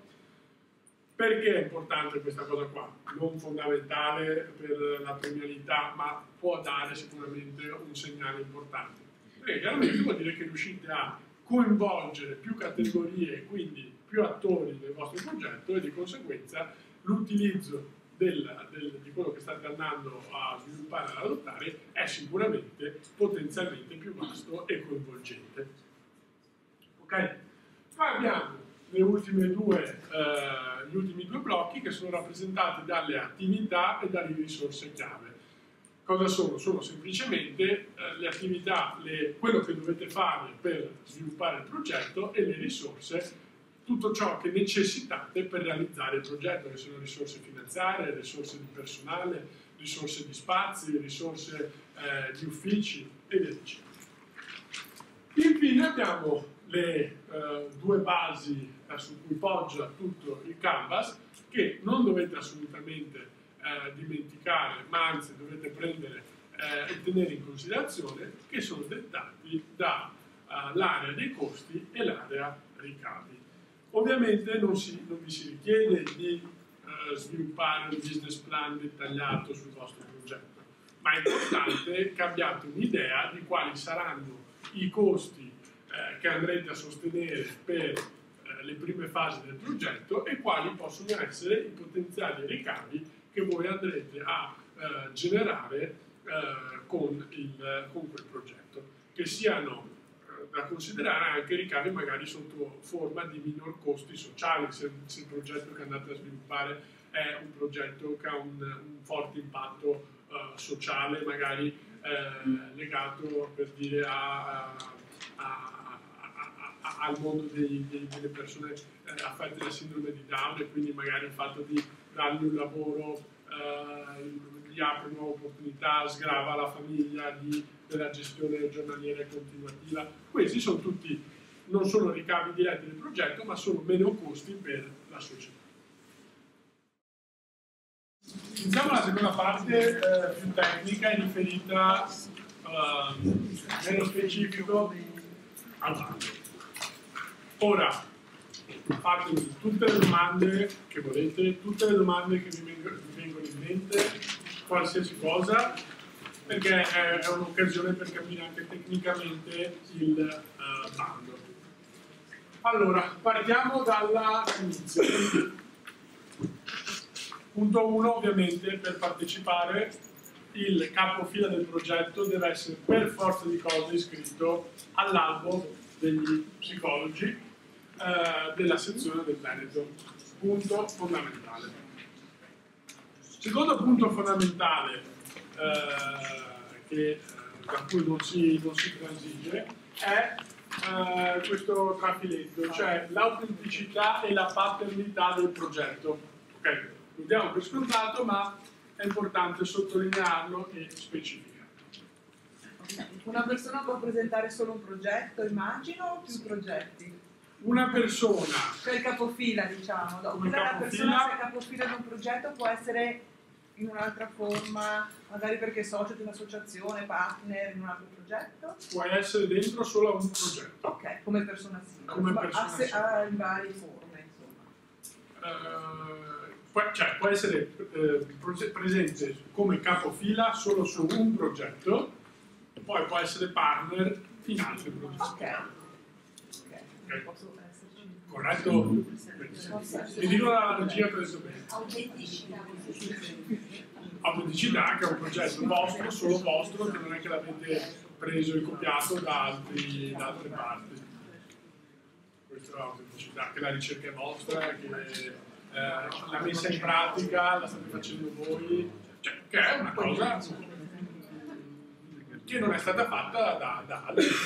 Cioè, non è che quest'anno propongo il progetto sulla psicologia per i veterinari. È stata già fatta, già presentata, posso presentarla con una declinazione diversa. Esempio. Conoscere magari quali progetti passati, in modo da essere sicuri che è un argomento o Ci sono, mi sa, sui social, su Facebook, nella pagina dell'ordine, tutti i progetti e le presentazioni che sono state fatte. Però solo i finalisti, non tutti quelli che sono stati presentati. Quello e si vede solo lo speech, non il progetto dettagliato, perché ovviamente poi sono comunque materiale riservato anche a tutela di chi, anzi soprattutto a tutela di chi ha scritto il progetto, perché magari non è stato selezionato per il premio innovazione, però non vuol dire che non sia un progetto valido, assolutamente. Scusa, ma nei puntini, perché c'è scritto sottotitolo del progetto, nei puntini quindi metto... Cioè sono dei così. O i puntini è solo per spezzare. Ok, no, pensavo che No, la firma la Scusa, può essere una persona singola, quindi il capofila, o deve essere il una capofila deve essere solo e soltanto uno psicologo iscritto all'ordine e all'albo. però anche come persona fisica, non come associazione, cooperativa, come una persona singola. Persona singola. Dopo, magari la cooperativa di cui fai parte sarà partner del progetto. Ok. Quindi solo una persona e basta. Il capofila.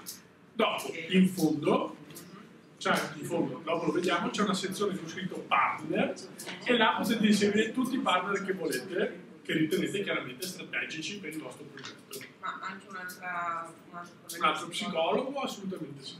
Il capofila è uno e uno solo. E la presentazione la fa con la persona lì? La presentazione la fa con la persona lì. In inglese e in tedesco. E francese. No, in italiano. La fa con la persona lì. Nulla vieta, correggimi se sbaglio, se nella presentazione può... La presentazione deve farla il capofila. Sì, La presentazione lo fa il capofila. Però i soggetti possono essere, per esempio, mi servissero 10 psicologi, ma non metto per forza i nomi per scrivere un discorso. No, se ti servono i film della ricerca, no, assolutamente no. Se fanno parte del progetto, se vuoi inserirli, hanno partecipato anche Tizio, Caio e Sempronio. Assolutamente sì. Se la paternità del progetto è sia del capofila che di un ente, paternità di un ente e dell'università, come la si mette sui puntini in quel caso? Si utilizzano i puntini? No, allora, voi dichiarerete che la paternità è vostra, poi inserirete come partner l'ente. Immagino che se presentate il progetto... Se è stato fatto questo progetto, perché si può anche presentare progetti, abbiamo detto, che sono stati fatti ma non ancora realizzati, il terzo punto, il secondo punto. Esatto, ci sono questi tre aspetti. Se è già stato fatto, quindi che ha già una paternità di un ente con la collaborazione di un altro ente, insomma sono 2 o 3 le cose che si devono mettere insieme, però presenta una persona che progetto, dove si mette questa cosa che la paternità non è esclusiva, ecco, ma è anche di un ente. Direi che questo lo spiega Nicolò perché è un tema troppo tecnico. No. Allora, il tema è questo, è un bando e è previsto che ci sia una borsa di studio, cioè si instaura un rapporto contrattuale tra un ente, l'ordine degli psicologi, e uno psicologo, uno e soltanto uno psicologo. Perché? Perché per non fare un danno erariale non è che si vadano a erogare soldi che comunque sono parte dei contributi degli iscritti a qualcuno che non sia né iscritto in Veneto o che tantomeno sia psicologo. Motivo per il quale nel bando si prevede che ci sia una figura che è il capofila. Questo capofila deve fare sostanzialmente 2 cose. È il destinatario del rapporto contrattuale che si instaurerà, diciamo, nel momento in cui il finalista andrà a vincere o comunque a essere selezionato, e il capofila sarà colui che fisicamente, nel caso di esposizione del progetto, la sera del 17 maggio dovrà intervenire sul palco. Per questo è importante che sia il capofila. Il capofila è il referente da un punto di vista giuridico-contrattuale per l'ente, per l'ordine degli psicologi, cioè è la persona a cui verranno erogati i servizi, quindi i servizi di formazione, piuttosto che la borsa di studio. Quindi il capofila deve essere un iscritto all'Ordine dei Psicologi del Veneto, se poi o un STP. In Veneto di STP mi sembra all'albo ne siano registrate 2, quindi non è il nostro caso. STP, quindi società tra professionisti, non cooperativa, non ente diverso. Per cui il capofila deve essere iscritto, deve essere la persona che partecipa alla serata finale. Se poi questa persona fa parte di un'equipe multiprofessionale, fa parte di un'equipe in cui sono presenti altri psicologi, iscritti al Veneto, non iscritti al Veneto, laureati in psicologia, non iscritti all'albo, è una scelta, può essere anche un valore aggiunto, magari ci sono medici, magari ci sono commercialisti, ci sono professionisti di altra natura, però questa è una valutazione successiva. Se il capofila non è iscritto all'Ordine dei Psicologi del Veneto, noi non possiamo neanche prendere in considerazione la sua domanda di partecipazione. Se il professionista partecipa come in qualche modo espressione di un gruppo di lavoro che nasce all'interno di uno studio accademico, piuttosto che di una ricerca che viene fatta da una cooperativa, da un UNS, da un comune, da quello che volete, viene scritto nella spiegazione del progetto, vengono scritti i partner, però per l'ordine quello che fa testo è il fatto che chi presenta il progetto poi contrattualmente sia una persona a cui riferirsi e soprattutto ci teniamo che sia la persona che poi espone al premio innovazione. Questi sono due aspetti importanti, un aspetto di natura contrattuale, un aspetto di natura, tra virgolette, comunicativo-politica, chiamiamolo così, che si vanno a valorizzare degli iscritti all'ordine anche eventualmente nella serata finale. Chiaro?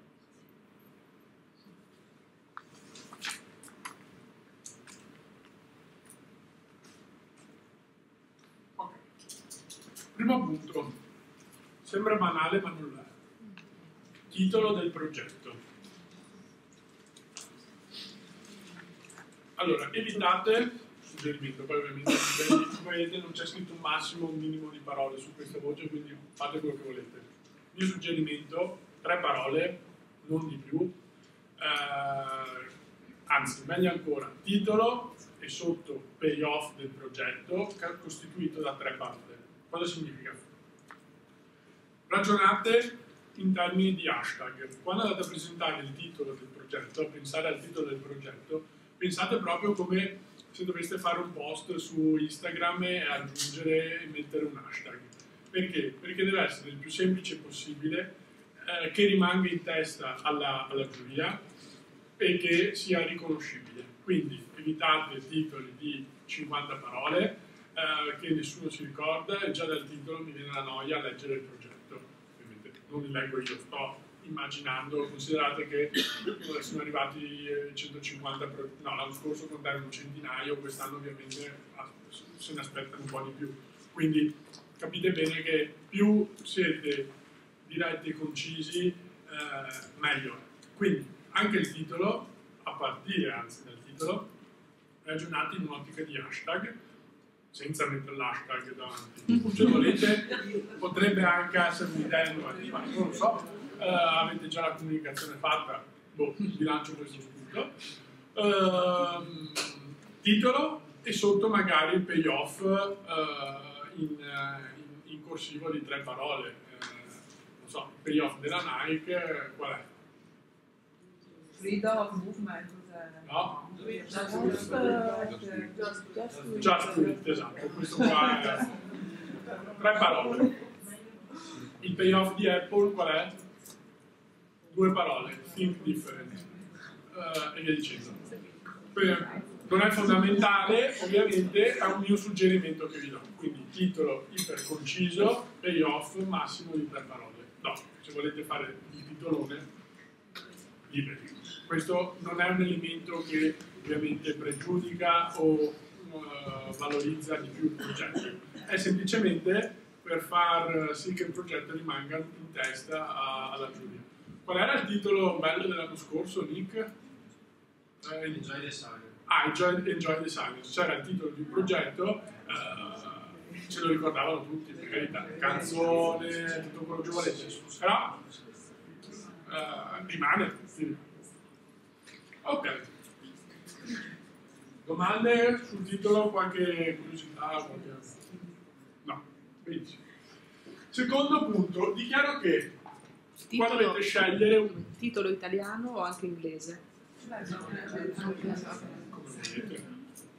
Beh, se è un progetto, ovviamente se è inglese, il progetto può essere internazionale, l'audience tendenzialmente sarà italiana, anzi 100% direi. Ok, secondo punto, dichiaro che dovete scegliere una di queste tre alternative. È un progetto nuovo, è un'evoluzione non ancora realizzata di un progetto già concluso, è un'evoluzione non ancora realizzata di un progetto già in essere. Scegliete, in relazione al progetto, una di queste tre alternative. Non cambia niente che sia un progetto nuovo o che sia un'evoluzione. Non importa. Prego. Un progetto nuovo in termini assoluto o su territorio nazionale? A caso specifico, realizzato già un progetto all'estero, best practice proposto e riproporre sul territorio nazionale innovativo?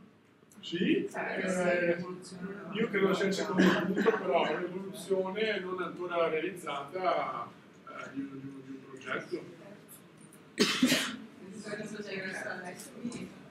Oppure il terzo, sì, forse il terzo. Forse il terzo, sì. Però il progetto è concluso.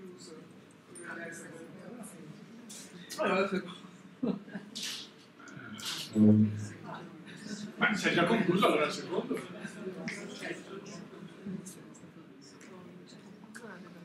Il secondo. Poi comunque nella descrizione uno va a inserire e a spiegare il fatto che è un progetto che è già stato sviluppato nel contesto spagnolo, ha funzionato e quindi io vorrei portarlo in Italia. Non c'è nessun problema. Questa l'abbiamo visto stamattina, è un'innovazione di mercato. Magari il Presidente ha un po' snobbato, ma in realtà questa qua è un'innovazione di mercato. La porti dalla Spagna all'Italia. Ok, bene, qua iniziano i limiti di parole. L'obiettivo che si pone il progetto è, in soldoni, questa è quella che abbiamo visto stamattina, la value proposition, cioè qual è l'obiettivo e quali sono gli elementi caratterizzanti innovativi del progetto.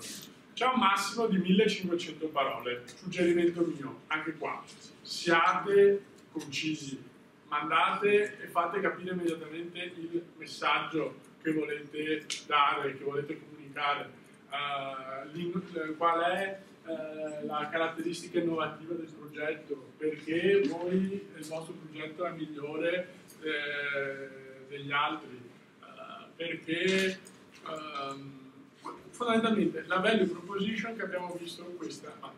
Questo qua è il motivo per cui la giuria dovrebbe scegliere voi piuttosto che qualcun altro. Ok? 1500 parole sono tantissime, è un tema quasi. Io non scrivevo bene, però 1500 parole sono veramente, veramente tante. Mettetevi nei panni dei giurati e se riuscite a essere diretti, sintetici e concisi, probabilmente meglio. Caratteri, spazi inclusi. Ah, ok, non parole. Va bene. Caratteri, quindi in realtà è meno, molto meno. Secondo me sì.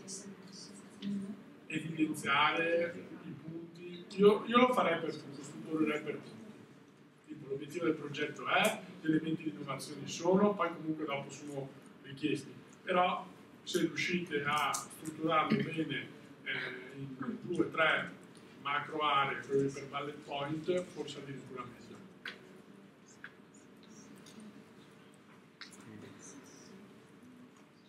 Ok. Ecco, questo è un aspetto.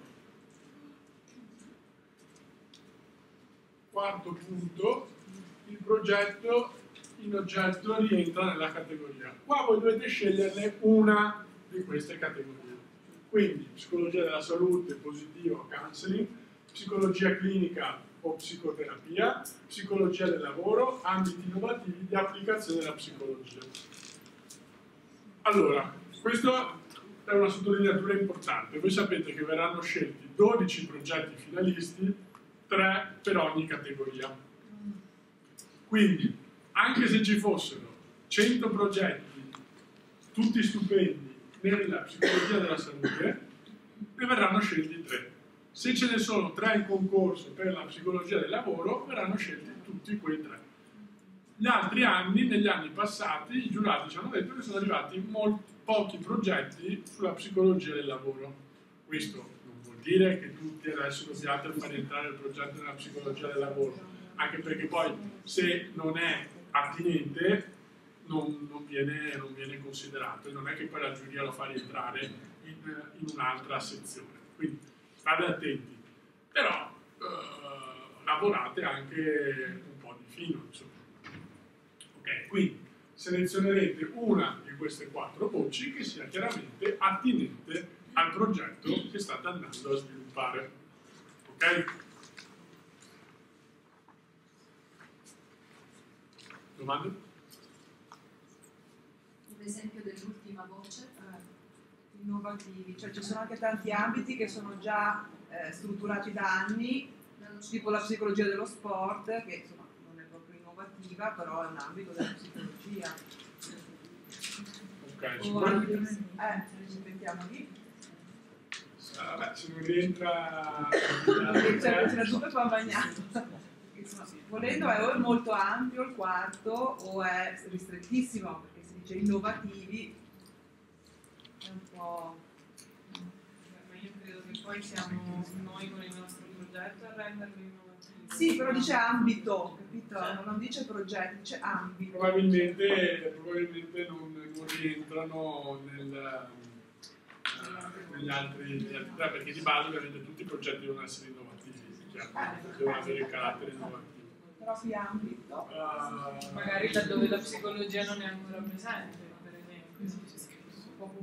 Però ci sono anche ambiti esclusi. Comunque su un altro allegato c'è scritto, ci sono degli esempi specifici. Quindi sull'allegato, sul secondo allegato li trovate. La psicologia dell'arte, la psicologia dell'architettura, cioè ci sono. Ok, punto 5, molto semplice. Il progetto si inserisce nel secondo ambito teorico, andate a riportare la bibliografia o la letteratura relativa al progetto. Quindi se non c'è, Troppo specifico. se non c'è, scrivete è un progetto nuovo che non presenta bibliografia e questo ambito. Immagino che il progetto sui veterinari non presentasse particolare bibliografia, quindi non era mai stato adottato su quel settore là. D'altro canto, gli studi, adesso non mi ricordo cosa aveva detto il Presidente, ma esatto, sicuramente i test erano stati fatti su altre categorie, quindi la bibliografia c'era su altre categorie.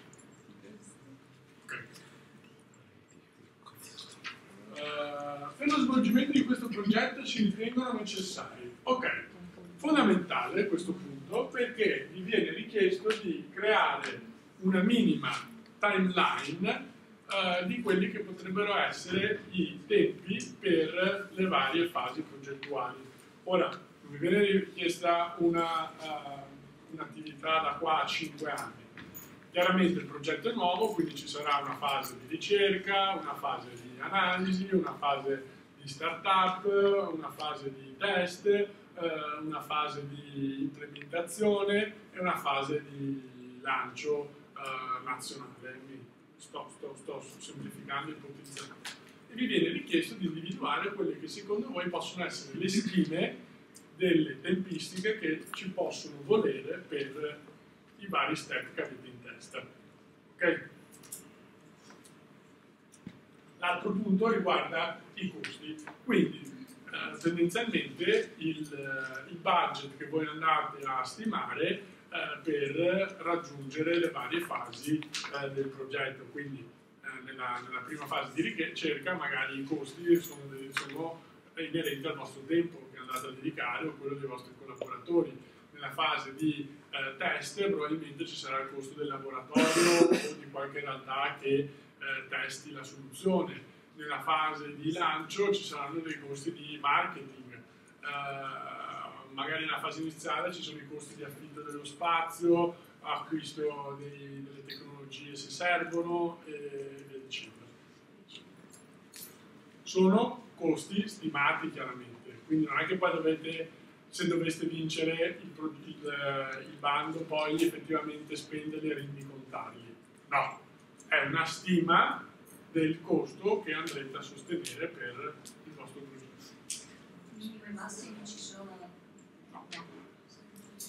Scusa, tra i costi si stima anche l'onorario della persona che porta avanti il progetto. Certo, il vostro tempo assolutamente dovete studiare, cioè, siete imprenditori, quindi il vostro tempo costa, se lo dedicate a questo progetto non lo state dedicando ad altro.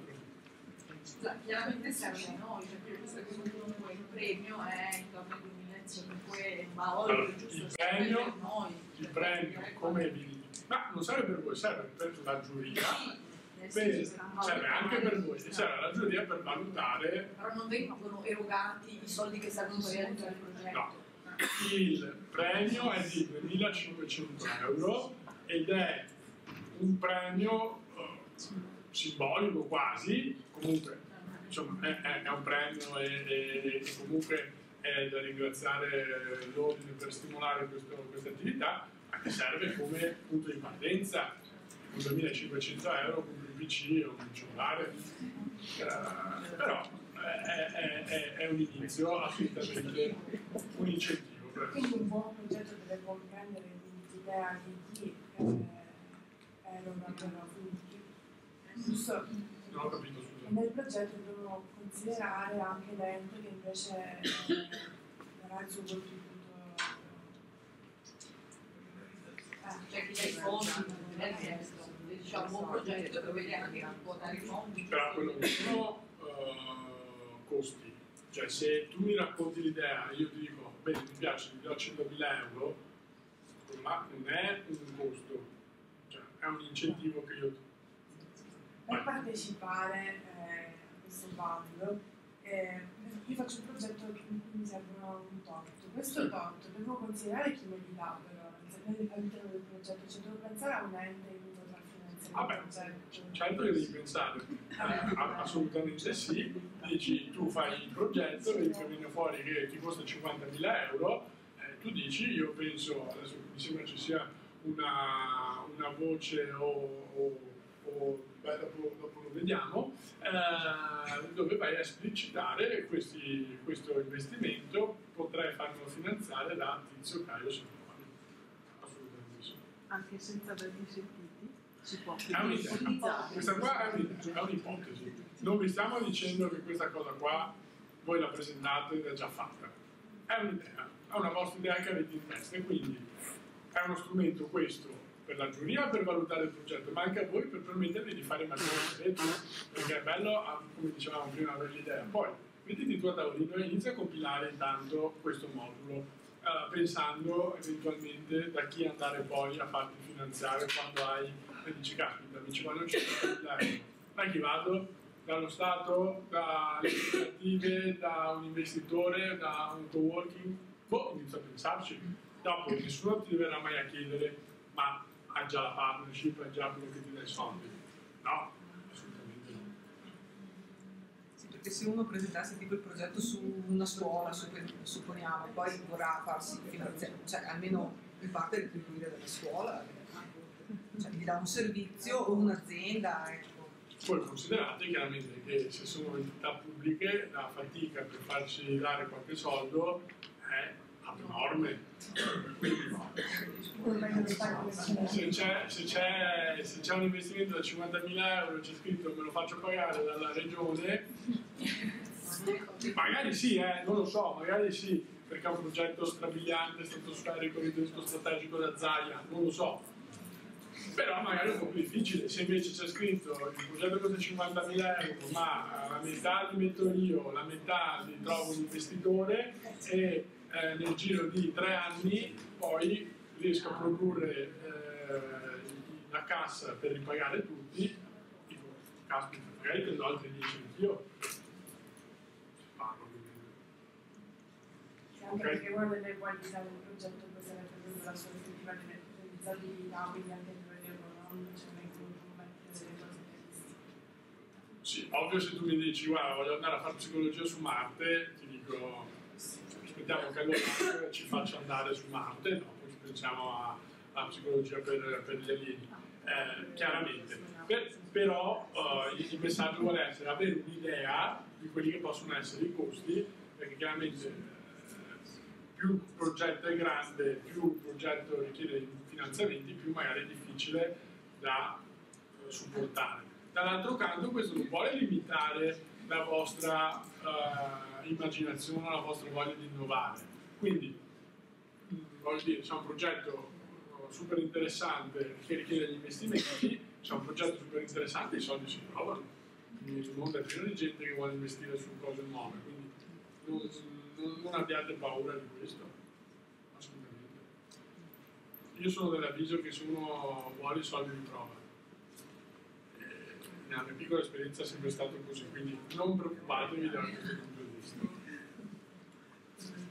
Altre domande?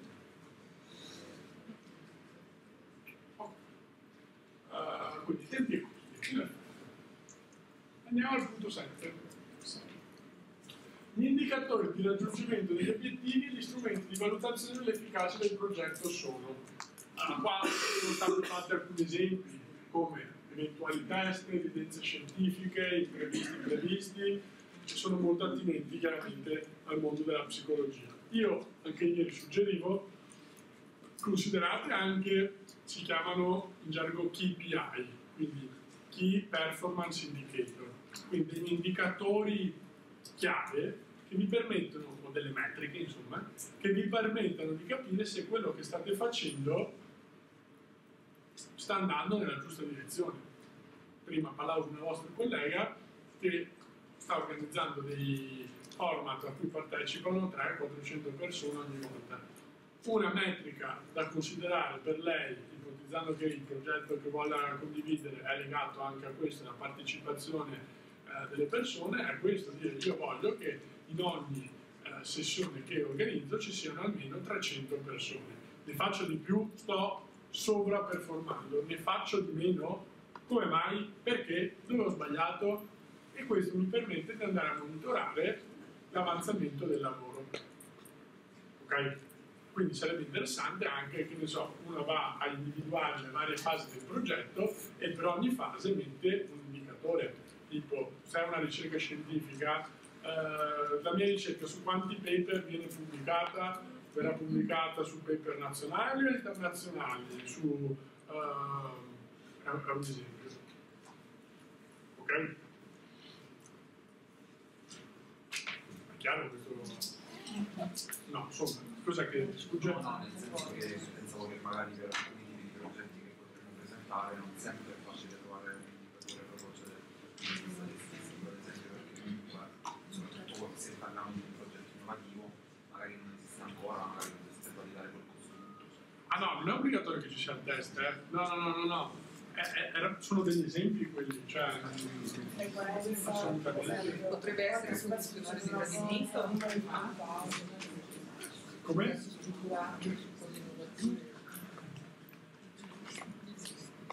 No, avevo solo chiesto, potrebbe essere anche un questionario di gradimento fatto ad hoc e in quel caso bisogna scriverlo oppure scrivere solo il questionario di gradimento e poi... No, solo questionario di gradimento.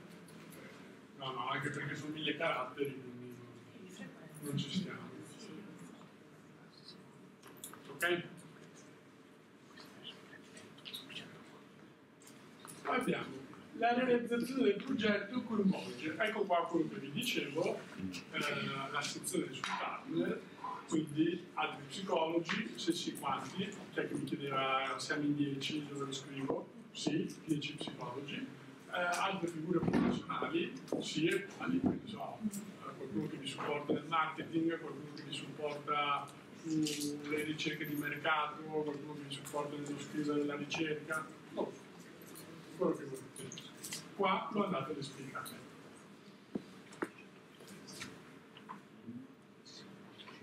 Ecco qua. Punto 9, a chi si rivolge il progetto? Tac, domanda sul target. Qual è il vostro target di riferimento?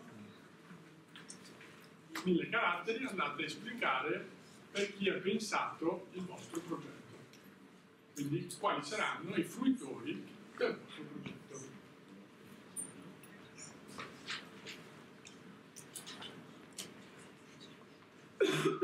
Ecco, i fattori che consentiranno al progetto di essere realizzato concretamente sono. Questo qua era il punto cosa? Difficile dato perché dovete pensarci un po' di più probabilmente rispetto agli altri punti, ma qua andiamo a capire quali sono effettivamente, cioè come pensate di mettere a terra il progetto, e quindi che non rimanga un qualcosa di empirico e ipotetico. Ci vuoi fare un esempio?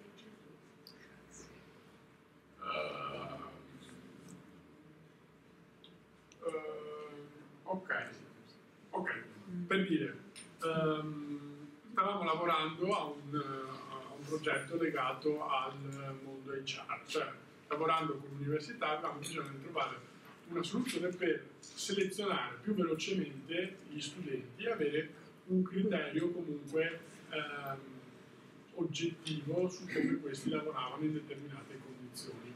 Okay? Cosa abbiamo fatto? Abbiamo sviluppato, prendendo il modello delle escape room, non so se qualcuno di voi le conosce, perfetto, sono delle stanze chiuse dove tu hai un tempo limitato per risolvere tutta una serie di indovinelli e poi uscire. Abbiamo preso questo modello, ci abbiamo costruito sopra una bomba, proprio una bomba, per cui se tu entro 60 minuti non rispondevi a tutta una serie di indovinelli in gruppo, individualmente, in squadra, vi dicendo la bomba sarebbe esplosa e quindi tu saresti morto. Per cui noi riuscivamo a capire, con il supporto di psicologi appunto, le persone come lavoravano sotto stress, come lavoravano in gruppo, se quello che avevano detto in un test preliminare era effettivamente vero poi è riscontrato nel lavoro di gruppo e via dicendo. Qua io direi i fattori che consentiranno al progetto di essere realizzato concretamente sono vado a realizzare la bomba con tutta una serie di tecnologie e ho questo partner che me la fa, ho l'università che mi richiede, ha bisogno di questo need, l'ha esplicitato e quindi io so per certo che nel momento in cui, ho ampia visione e conoscenza che nel momento in cui il progetto verrà realizzato l'università può essere un mio potenziale cliente. L'ho già testato perché le escape room esistono, è una cosa che la gente fa e si diverte e quindi è vero che va a verificare tutta una serie di comportamenti delle persone. Quindi questi sono tutti fattori che impattano sulla realizzazione concreta del progetto. Non è ho l'idea di fare i colloqui HR con la virtual reality, sparo. C'è la tecnologia pronta, c'è chi è che la utilizza, dove la introdurresti, funziona o non funziona, boh. Anche avere già un target definito che accoglie il progetto, perché c'è un'associazione che vuole già aderire, già anche questo deve Questo è un fattore di concretezza. Avere già i clienti, insomma. Ok, principali caratteristiche di novità del progetto, innovatività del progetto, l'abbiamo visto prima, ne andate a evidenziare alcune di quelle che sono venute fuori, quindi un'innovazione incrementale, la spiegata, un'innovazione disruptive, la spiegata, un'innovazione dove aggiungete una variabile al modello teorico e la spiegate, a un'innovazione dove, l'esempio di prima, prendete un qualcosa che è successo nel mercato spagnolo e lo portate sul mercato italiano. L'importante è che andiate a definire un po' il campo dell'innovazione e spiegate concretamente in cosa si articola l'innovazione. Okay? Poi abbiamo i fattori di sostenibilità economica del progetto, quindi qua andate a esplicare quali sono le forme di ricavo che voi pensate di ottenere dal progetto. Quindi i soldini poi, oltre ad avere il finanziamento, e va bene, il finanziamento mi serve per partire, ipotizziamo, e stare in piedi il primo anno. Dal secondo anno il mio progetto genererà dei ricavi che mi permetteranno di far crescere la struttura, pagare gli uffici, stare in piedi insomma senza il supporto di qualcun altro che metta quei famosi altri 50.000 euro. Ok? Poi ovviamente può essere, tutto dopo, che il progetto sia un progetto sociale e che quindi abbia un impatto sociale e qui quindi magari il progetto che voi andate a sviluppare non vi porta a voi dei soldi, ma permette alla collettività di andare a risparmiare delle spese dei soldi. Era l'esempio che vi facevo prima, magari sulle persone affette da sindrome di Down, che quindi anziché stare in casa tutto il giorno o essere a casa a carico della famiglia, invece grazie a questa idea hanno trovato uno spazio super interessante all'interno della comunità, della collettività, e hanno permesso alle famiglie magari di non avere un costo o non essere gravati dall'assistenza continuativa della persona. Okay. Questo è un bellissimo progetto con un fortissimo impatto sociale.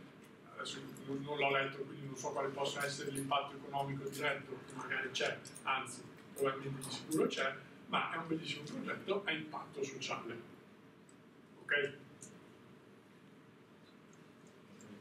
Si parla di sostenibilità economica, cioè chi sostiene economicamente il progetto? Cosa? No. Sviluppo una nuova idea per combattere il cyberbullismo. La mia consulenza la faccio pagare 50 euro l'ora. Il primo anno sviluppo il progetto, la terapia, tutto quello che è, quindi il primo anno io investo il mio tempo, quindi non guadagno niente. Dal secondo anno invece metto a reddito questa cosa qua e quindi io avrò stimati che lavorerò 5 ore al giorno per 100 euro all'ora, farò 500 euro al giorno per 200 giorni lavorativi. Quindi io penso di avere un ritorno economico di 100.000 euro. Ok?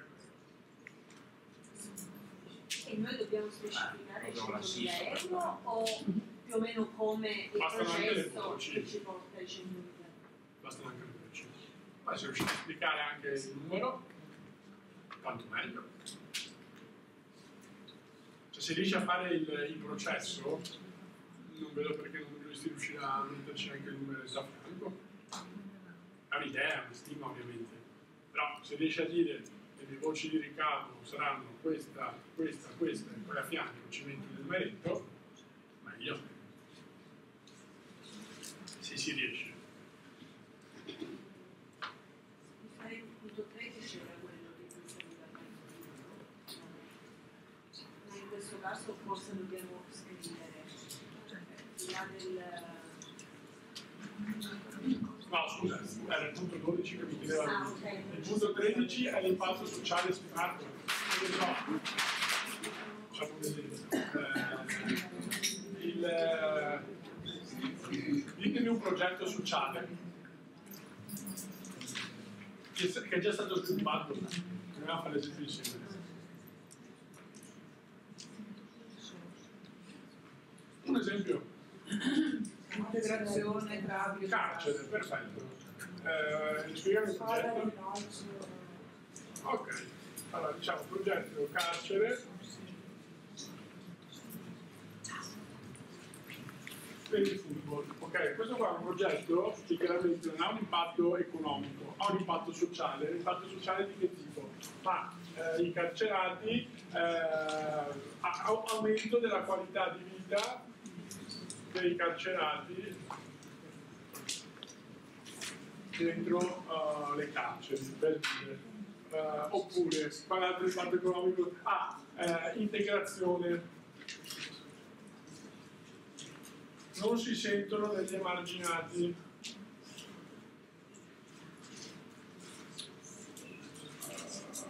gestione dell'aggressività. Gestione dell'aggressività. Questi qua sono tutti impatti sociali perché questo qua ha un minor costo sul personale dentro il carcere, ok? Perché se una persona aggressiva rischia di far male a qualcun altro, ci vogliono le persone che lo seguono, poi si fa male, quindi bisogna andarlo a curare, magari si fa male gravemente, bisogna mandarlo in ospedale, spese. Questi qua sono chiaramente impatti, e anche questo, sulla qualità di vita dei carcerati. Con domani usciranno e non si sentono degli esclusi o degli emarginati, e quindi escono e rifanno un reato e tornano dentro. Non è che siccome la partita di calcio, però ipotizziamo, la probabilità magari è più bassa perché hanno fatto un percorso all'interno del carcere che anziché eliminarli completamente dalla società gli ha fatto permettere di riabilitarsi, esattamente. E quindi è un costo perché poi non torneranno in carcere, non faranno danni e anzi diventeranno produttivamente utili per la società. È ovvio che qua fai fatica a mettere un numero, quando metti un numero, però inizia a elencarli e a specificarli. Quindi in un progetto di impatto sociale soprattutto vai a valutare il risparmio economico, perché è anche concreto, però non fai una valutazione. È molto difficile. Quando devi andare a vedere quanti carcerati ci sono, quanti carceri ci sono in Italia, quanto è il costo di un carcerato che esce dalla prigione e fa un... No, è proprio banalissima la cosa, quindi non viene assolutamente richiesta. Poi se avete qualcuno in campo economico che fa parte del progetto, magari lui riesce a fare un modellino e se riuscite lo inserite, però non è assolutamente... Ma c'è CSS per forza qualcosa, c'è un guadagno dal progetto in senso economico? No, non deve esserci per forza. Magari è sociale. No, dico tutti i punti, ecco, tutto obbligatorio da funzionare. Se non c'è, scrivi l'impatto, il progetto non prevede... Il tema però è come fa a stare in piedi un progetto che non è sostenibilmente economico? Sì, però magari sì, che altro forse cioè, non è facile forse anche perché il nostro ambito non è soltanto questo ambito imprenditoriale, non è facile fare una stima tangibile di una certa cifra, quindi io posso fare un ragionamento, mettere giù per me l'impatto sociale, per esempio i molti di prevenzione, possono avere a che fare con la sanità nelle sue turne, è normale che magari prevendo c'è anche un risparmio in termini economici, ma io non so quantificarlo. Però lo scrivi, se la tua attività è quella di prevenzione sul rischio di un ex carcerato che faccia un nuovo delitto, sparo, e tu vai a dire il mio lavoro è di prevenzione per però comunque è una cosa che dal punto di vista economico è sostenibile, perché tu stai andando a fare un super lavoro per evitare che ci siano dei danni per la collettività, che siano danni di persone uccise, furti, danni materiali, fisici, campo cavallo. Quindi cioè, non è solo un progetto in senso che sia un investimento per fare il progetto, ci vuole anche far sì, trasmettere l'idea che il progetto si automantenga sul progetto.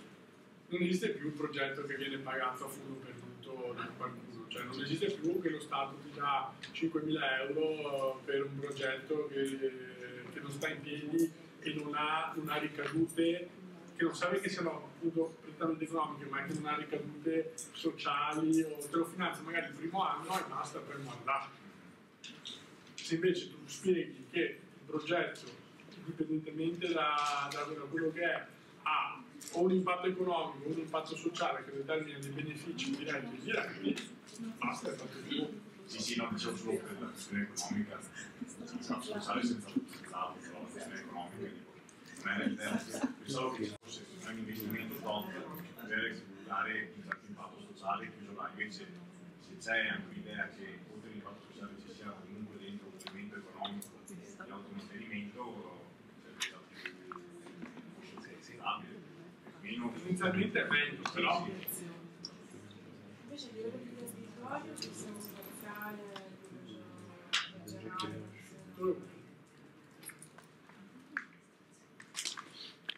breve innovazione dell'ordine psicologi della Regione Veneto, perché chi può partecipare sono iscritti.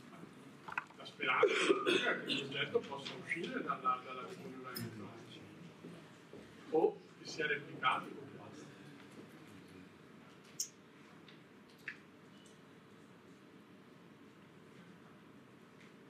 Ok, se non ci sono altre domande, l'ultima voce è che gli altri partecipanti al progetto sono, e quindi andate a scrivere quello che dicevamo prima, cooperative, collettività, quello che volete. E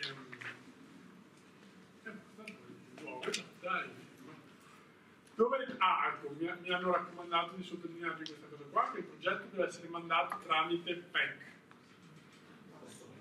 personale. Oltre a compilare questi campi, bisogna poi comunque nella file dove è scritto in maniera più corposa il progetto. Questa è la scheda che voi dovrete andare a compilare. Scusi, la firma deve essere digitale oppure personale? Tramite il backend può essere che l'ente che accetta non accetti se non è digitale. Questo non so dirlo. No, non credo, infatti, non credo sia necessario. Per la regione Veneto non accetta se non è digitale. Purtroppo questo non lo so. No, attività legale Anche secondo me credo che basti la firma. sono tutti partner o soltanto le persone che sono sul campo No, anche i partner. Tipo prima c'era l'esempio della cooperativa, e adesso mi ricordo che l'aveva fatto, ci segna che c'è anche la cooperativa con un partner del genere. Ascolta, io faccio fatica a capire il punto quello là dei fattori che determinano I 10. che consentiranno al progetto di essere realizzato completamente. Cioè si intende fattori strumenti, relazioni, spazi, contatti. Adesso non so nello specifico qual è la tua idea che hai in testa, però ovviamente permette alla Terra, avrai bisogno di qualcosa, permette alla Terra, intendo, per renderla pratica e fattibile. Cos'è quel qualcosa che ti permette di far sì che questo progetto sia realizzabile? L'esempio di prima del Presidente sugli incubatori, ecco, la presenza di un incubatore nel territorio che stimoli l'imprenditorialità e che quindi determina il fatto che ci sono giovani imprenditori nella zona è ovviamente un fattore che consente al progetto di essere realizzato. Se lo faccio in una città dove non ci sono incubatori, non ci sono start-up, non ci sono i fattori che permettono al progetto di essere concretamente realizzato. Volevo chiedere come siamo venuti a utilizzare i fondi che eventualmente il vincitore dovesse decidere. Nel senso, se io ho pensato a un progetto che ha un certo costo da proporre agli utenti, io devo proporlo totalmente gratuito, posso proporre il progetto a un prezzo simbolico perché il resto prevedo di coprirlo con il premio, non ho vincoli su come utilizzarlo. Non hai nessun vincolo su come utilizzarlo e di sicuro non ti viene richiesto di rendicontarlo, perché con 2.500 euro posso pensare che uno potrebbe dire faccio partire un primo gruppo sperimentale gratuito piuttosto che spalmo 2.500 euro su 10 gruppi però un costo simbolico. È la tua scelta, però ribadisco, 2.500 euro non serviranno mai a coprire tutte le spese del progetto. Era per questo che volevo capire come funziona. Oppure una variante può essere, sto pensando prendere i fondi potrebbe essere per pagare cioè i clienti proprio, no? Assolutamente sì.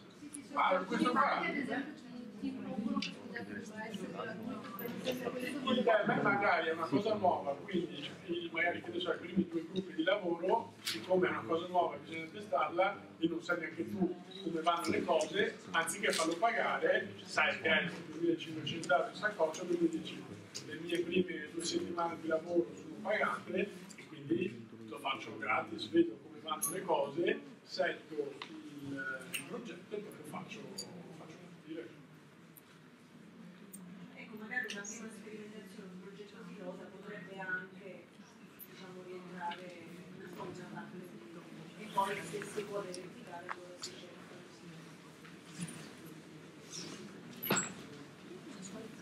La data di inizio, quando c'è un limite, il gruppo deve iniziare o prendere avvio?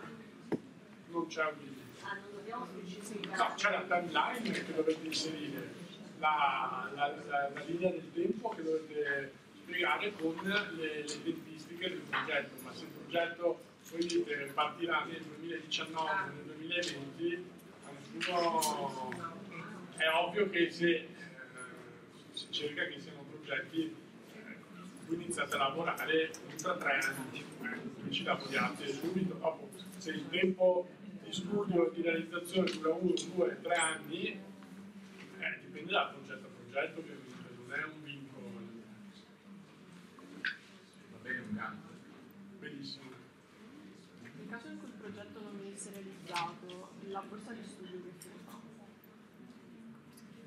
Beh, siccome è un'idea, il progetto non viene realizzato, fallisce, nessuno è obbligato.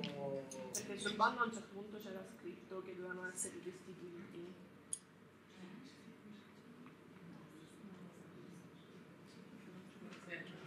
Di base, se tu proponi l'idea, poi provi a realizzarla e quei fondi ti servono per provare a realizzarla.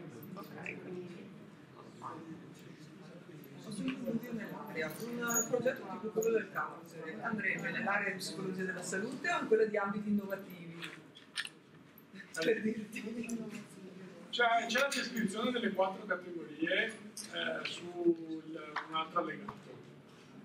C'è la descrizione delle 4 categorie, provo a guardare quella. Perché tipo anche, non so, io pensavo a un progetto in ambito scolastico, ovviamente il progetto in ambito scolastico non è per niente un ambito innovativo, è un ambito super battuto, però è il tipo di intervento che diventa nuovo. Ma è intrinseco al tuo progetto che sarà innovativo, chiaramente. Poi, dopo, ribadisco, sul secondo allegato ci sono specifiche, magari c'è anche scritto il progetto scolastico. Sì, si sovrappongono un po'.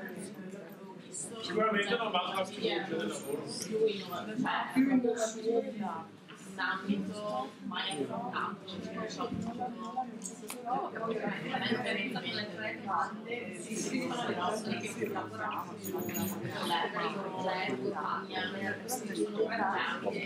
non compresi.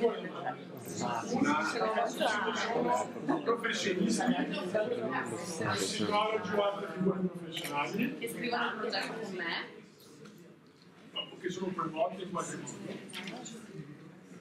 E quella su altri partecipanti al progetto. Se non li hai espressi sopra, perché uno sono psicologo e uno sono professionisti, li hai scritti sopra.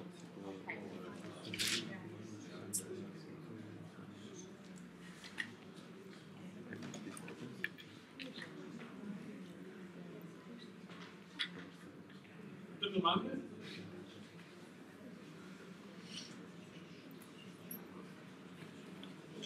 Se il progetto è il mio progetto, poi io posso essere libera di sfruttarlo dove e come voglio, e spiego. Per La esempio, titolarità del progetto è tua, quindi puoi fare quello che vuoi. no, nello specifico faccio un progetto nella scuola, quindi indirizzato alla scuola.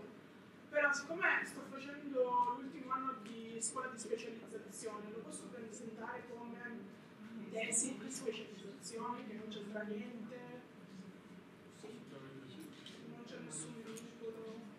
No, basta che questo, il progetto che proporrete qua, sia un progetto con carattere innovativo, di sviluppo di un'unità già esistente o come abbiamo visto. Anche rispetto ai collaboratori, io potrei anche partire da sola, però se la cosa si allarga avrei bisogno di nuovi collaboratori. Meglio, speriamo che vada così. Perché molto spesso non hai... Meglio, speriamo che vada così. Necessariamente. Ci siamo tutti progetti che poi possono crescere e diventare realtà. Sì, guardavo qui che la revoca è se il progetto non viene realizzato entro l'anno, non so se l'abbiamo visto. Cioè i soldi vengono ripresi se il progetto viene realizzato dentro l'anno. Ma dentro quale anno? Cioè, nel senso... penso che dovrai mettere non realizzato completato, perché ci sono progetti che durano per un tempo prolungato, basta che il progetto di realizzazione c'è scritto il progetto non potrà essere superiore a un anno, far data l'atto di erogazione, di cui punto 11.1, salvo motivate richieste di proroga, i motivati ritardi comporteranno la revoca del premio assegnato. Bisogna guardare il punto 1 finora non è mai stato revocato nessun premio. E ribadisco, essendo idee, non è detto che i progetti vadano a buon fine, perché sono dei progetti innovativi e per definizione il tasso di fallimento dei progetti innovativi è altissimo. Quindi, non so se mi sono persa io nella lettura, diciamo, di questa scheda, questo aspetto. Noi appunto definiamo più in generale l'obiettivo nella prima sezione, un po' più discorsiva. Le attività che magari corrispondono di più agli obiettivi più specifici, diciamo, del progetto che si sta prevedendo, vanno scritte nelle fasi e nei tempi, oppure, perché appunto, visto che non si possono allegare, non sono persa io, era questa. Beh, potete assolutamente scriverlo sia nelle fasi e nei tempi che anche nei fattori che consentono la realizzazione del progetto. Ok, quindi comunque tutto dentro questo documento. Ok. Sì, Gli allegati non vengono considerati. Va bene, grazie. L'errore più grossolano che potremmo fare nel compilare questo format, oltre a questo Che non sia chiaro e sia qualcosa di confusionario e poco strutturato e che quindi il messaggio che voi volete mandare non venga percepito perché all'interno di un marasma di informazioni o non sia scritto in maniera strutturata. Questo è quello che succede più spesso, quindi arrivano progetti che uno vuole scrivere tutto ma alla fine non scrive niente. Quindi è meglio scrivere, essere concreti e concisi piuttosto che scrivere tutto di più. Questo è l'errore che viene fatto più spesso.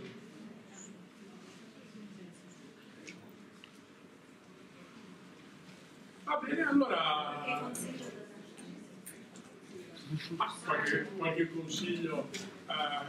Il consiglio che vi do è cercate di, l'ho già detto, è cercate di essere concisi e chiari.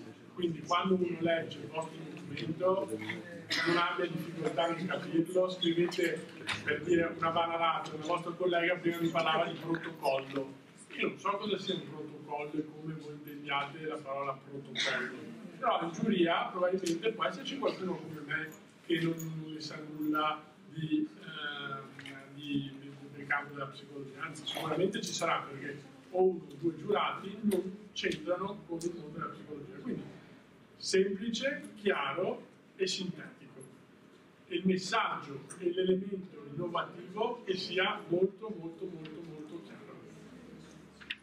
Se io volessi per esempio presentare un progetto, all'interno del progetto includere uno strumento che si sta già utilizzando, realizzato da me appunto, e corredarlo di colloqui, per esempio follow-up. Questo rispetto al punto 2, ovvero gli elementi, se si tratta di un progetto che è già realizzato ma che apporta qualcosa di innovativo, potrebbe essere considerato tale. Mi riferisco all'ultima voce, ovvero se può essere considerata... terza voce assolutamente sì. Ok, grazie. Se nel frattempo abbiamo altri dubbi, ne scriviamo oppure non c'è un referente specifico? Vabbè, Nicolò Rocco, però poi le email arrivano a lui. Ah, ok. Quindi su tecnicismi, dopo scrivete all'ordine e vi rispondono, vi mettete in contatto con Nicolò. Quella mail in cui ci siamo iscritti innovazione, quella lì? Meglio scrivere all'ordine, perché quella mail poi rischiamo di leggerla noi, che però se fate domande molto tecniche sul bando è meglio che legga chi l'ha scritto o vi risponda a qualsiasi altro per darvi più chiarezza possibile.